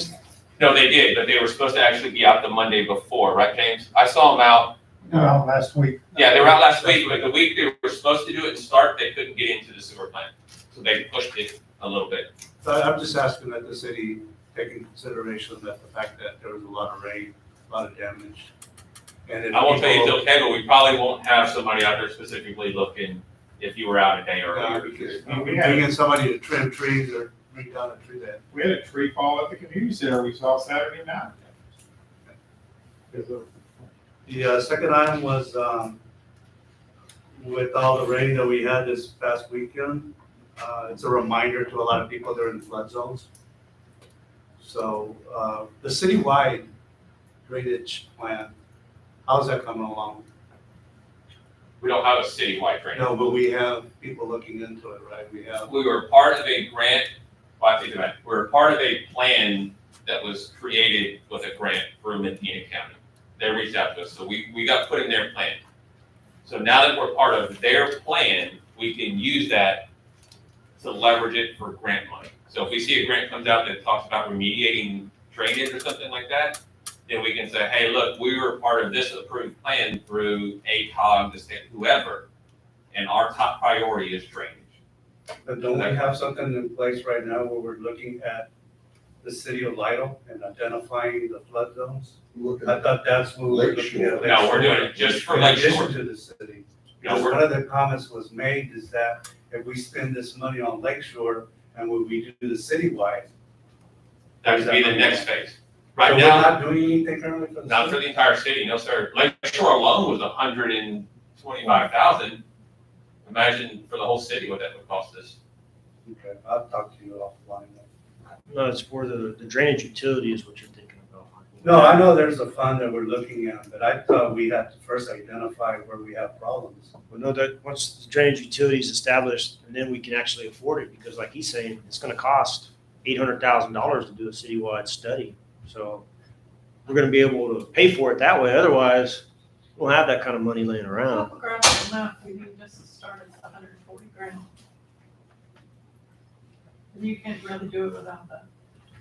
There's a lot of people out there, a lot of citizens concerned about flooding. Understand? I hear it all the time. And it's something we have to address. That's I thought we were under something that we were gonna be doing that, or we currently were doing that. So Yeah, it's my mistake, I thought. Yeah, the study was just for Lake Shore. Are you talking about the storm drain study? What do I- Yes. No, that's stormwater utility flood. That's So- citywide. No, but but that's not looking at- there's a difference between the fund and the actual study. I thought we were under some study where we were gonna identify areas within the city. We talked about after, I think Mr. Kate brought up, after we do Right. that one, it would be good to have one for the entire Yeah, city. 'cause we didn't want to leave the money at Lake Shore and have it come out, you know. Well, I mean, taking a look at all the areas that you're talking about citywide, it's all gonna come together. You know, you're gonna have drainage projects in Lake Shore, you're gonna have drainage projects down 132, up and down 132, down 2790, all over. I mean, it's all gonna tie in together. And this, when this got started was probably over a year ago, 2 years ago. I mean, it's a process. It should have got started 30 years ago. But we'll get something by the end of the year to pay for these things. I mean, it's That's just to pay for the study. well, not just the study, but the projects themselves. It's going to pay for all of it in time, but We would need the study to identify the hotspots. that's correct. Yes, sir. So like this weekend, I got a call from a Lake Shore resident that was concerned, wanted to know where we were. Like, so we're spending money, we're gonna get the study. Once we get the study, it'll tell us what we need to do to fix it. But then we gotta figure out, where does that money come from and how do we do that? Because that's gonna be even probably more than the study. A lot more.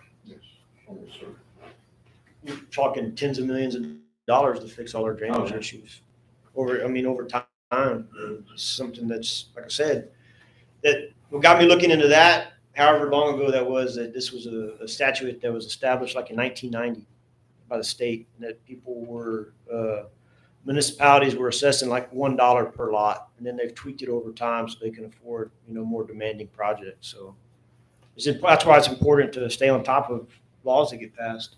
I agree with council in a whole, that we've got a lot of open things, and I wish we had all the money to do them all at the same time, but we've got aging infrastructure in the ground that we know, probably somewhere around $30 million just to do that. Then we got to keep up with the growth, and by the time we fix that, the other stuff that we put in this new is gonna be 8. I mean, unfortunately, good, bad, or indifferent, we've operated great as a city all these years. We may not have been the greatest at repairing or replacing the old stuff throughout the time, or being proactive with creating the drainage utility stuff, or stormwater utility funds, things like that. So we've got a great council now, a very proactive council. And we'll do anything you ask, but understand every time you ask, it's money, and that's just, we're not very rich when it comes to that just yet. Someday, hopefully. So Hopefully. the one question I have for you, Matt, I think last meeting you mentioned the bill, the status of that bill in Austin about the disannexation. Where are we at on that? Where are they at on that, I should say? I'll be honest with you, I didn't check today, but I don't think it's moved much. The last time I checked, it hadn't moved much. Jesse, have you heard anything about it? I believe there's a deadline for the Senate to move on the bills. It's coming up this week, I would say, in the next few days. What was it, House Bill what? I'm not sure about the House bill. The Senate bill It was was 369. 369. Yes. And, That's- that it was, I'll look at where the timeline is. but, Councilmember, we are coming up on the end. Yeah, what's the deadline on that for them to The do Senate something? deadline would be, I think, this week, and would say it's in the next day or two. That's not it. No. That's, That's the wrong bill. It's Amtrak. Texas.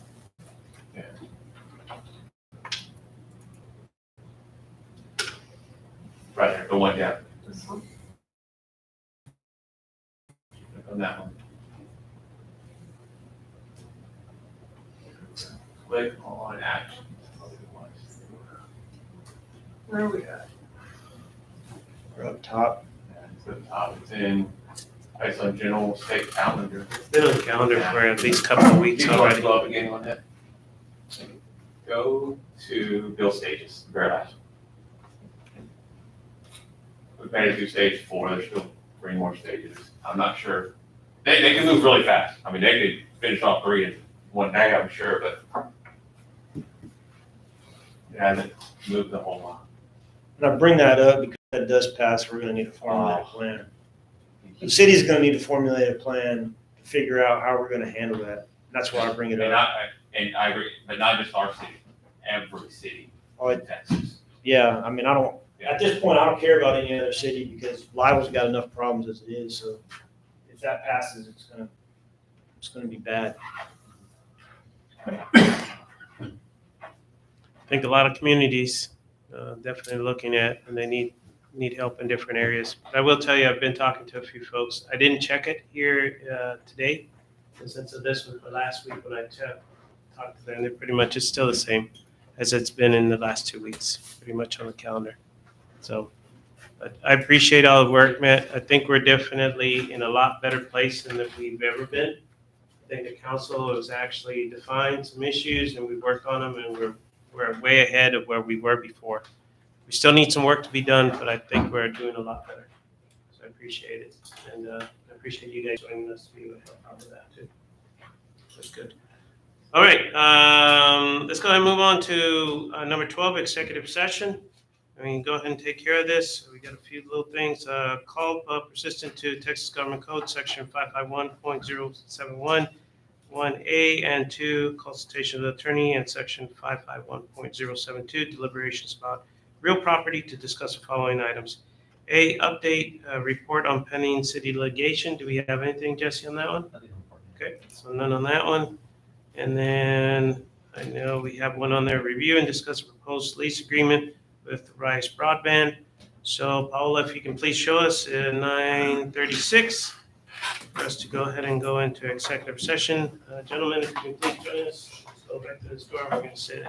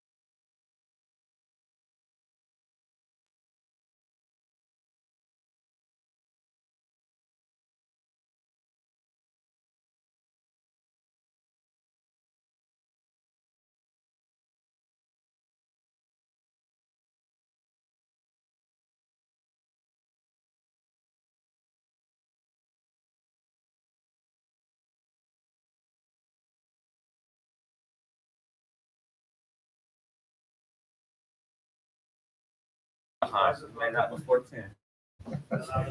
We're watching the clock, we're like, You didn't have to be. yeah. Why? Go over it. All right. From that one? No. Okay, here we go. Let's go ahead and keep going so we can take care of business. Go ahead and show us that back at 9:54. Okay, and please show us as no action taken on that. Let's go ahead and move on to number 13. Discuss and consider appropriate actions taken on items resulting from executive session. Mayor, in regards to the Rise broadband, I make a motion to have the city administrator get into negotiations and look into an agreement with Rise broadband. Okay, on the proposed lease agreement? Yes. Okay, Second. got a second? Any other comments? All right, all those in favor? Aye. Any opposed? All right, thank you so much, appreciate that. Just add another one to Matt's plate, we'll be able to take care of that, that'll be good. All right, let's go ahead and finish up, we have informational items, go ahead and go around the room. Nothing? Okay, Charles? I'll tap down there. Oh, roger that, here we go. Paul, anything? Annette? I do have one thing, but I will need to get with, since Sam is gone, Sam is on a lot of our signatures. And I don't know how. We'll have to update them. We'll put it on the next agenda. But we'll put it on the next agenda, but we'll need to get with them to do all the signature processes. Let's just look at the accounts again, And then we're gonna try to do the, be able to do that, okay? I agree with Charles, tapped out, sir. All right, James, Sam's gonna call me at 8 in the morning on our boil. let us know the great news, great news. AD, Santi, Cassandra, Richie, there you go, Jesse, anything? Oh, and informational is anything that you want to pass. It could be from us here, community, or anything just to make an announcement. So if you ever have information, like Sam would always bring stuff about the church and fundraising and stuff like that. Anything you have, or you know something going on, please pass it on. Nothing? Okay. You want me to speak about the water situation at Lakeshore, how that went with the? Yeah, you can go ahead and do a quick I one. didn't know if you. Yeah, do a quick one. I went out to Lakeshore 7:30 the morning after the rain to see the situation out there. A lot of water moving around, but nothing over the roads. The drains were working. I went back out at 1:30 to see how it was going, and there was still water in the big drainage canal that goes through there, and water was still going under. Finally, when I was there at 7:30, the lake was not overflowing out, but when I went back later in the afternoon, I guess all the runoff coming down from Medina was causing the lake to overflow. It was going under the road. So I talked to Mr. Joyce out there, who was really in the hot spot, and he said he was up at 3 in the morning watching things and it did not get anywhere near as it did before.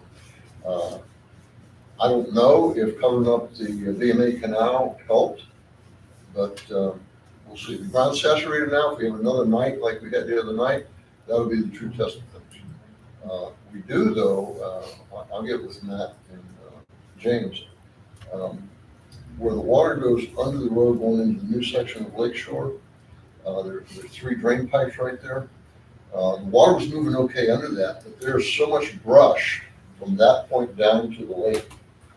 If we can get some blade of some kind in there, I know that that's private property there, but I don't see any way where the property owners out there are going to go in and clear this ditch out with big machinery. And to get back with their HOA, the HOA has told us they will tell them they have to clean it. Property lines meet in the center and it's their responsibility to clean it. If they don't, then they have to sign off an agreement to allow the city on the property, on their property. Okay. We need to do something. We need to talk to each other if you can look at it. And also, out on the road, on Farm Market Road, they have big pipes going under, but it's not just brush. I'm talking tree limbs are blocking up the inlet side, and there's a lot of bulrushes and things on the exit side.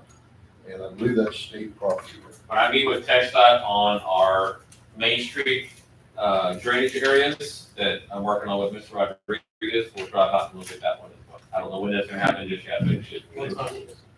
So, yeah, that, I think if we clean out that one drainage going into the lake, and then down there going into the farm market, well, it will help a lot with the. Thank you, sir. That's all. Okay, let's go ahead and just wrap up real quick. Just go ahead and say thanks to Public Works, Team Crews, Matt, Richie for taking care of the water projects and the water boil, a lot of stuff involved with that. So really appreciate the help. That worked out. Thanks to PD, Public Works, Fire Department, and Matt for, all the flooding that we had. We were able to take care of a lot of different things that was going on, and to include some of our facilities too. So I'm glad that worked out. So thank you for your help. We have the high school graduation on this Friday at 8 p.m. So we're going to have a lot of kids walking and celebrating and doing things like that. Here in Richie is going to be celebrating a high school graduation too. So pretty fun as a daughter. So we're pretty happy about that. Provided a handout that you guys have. The school district is going to be providing free lunch program. It starts this Friday and it goes all the way to the 30th of June with the exception of Memorial Day.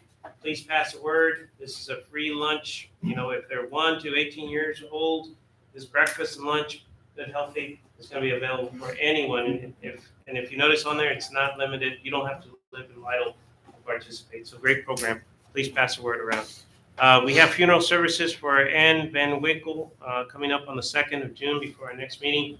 So just want to let you know that. Great lady, did a lot of great things for our community. And definitely it would be good for us to be there with the family. We have our auction on the 3rd of June. Everything is going, so please pass the word around on that. We have a CPS event on the 14th of June, the day before the community outreach. So we're going to have CPS here with different programs and different things. We'll get more information out for you guys to do that. Like I mentioned, we have community outreach on the 15th of June. I do want to go ahead and ask for extra prayers for Yolanda Garcia. This is Juan Garcia's wife. She's doing better. She's in the hospital, but keep the prayers going for her too. And want to say congratulations to our new council members and to those returning. Appreciate you joining us, and we look forward to being working with you. Please thank your families too. Start doing it now. We're going to keep you busy as we get into different parts of that. But with that in mind, just want to let everybody know that on the 9th of June, before our next meeting, Robbie's birthday is going to happen. And then, let's see, on the 25th of May, we got Matt. And on the 30th of June, we have James. Oh, James. We got James coming We're both turning 25 together. So have the two to go along with that. So grab these over here. Michael, there's two that's sitting in there. Do you mind giving those to Richie? Richie's already, he's more excited than over here. Man, he opened 2 packages? So he could open gets, one. so he gets a 2. So here we go. Happy birthday to you. Happy birthday to you. Happy birthday, dear man James. Happy birthday to you. Sewer plant, there you go. Sewer plant. All right, council, do you have a motion for us to adjourn? I'll make that motion, Mayor. Okay, got a motion, can I get a second? Second. Got a second, all those in favor? Any opposed? All right, 10:03, thank you so much. Have a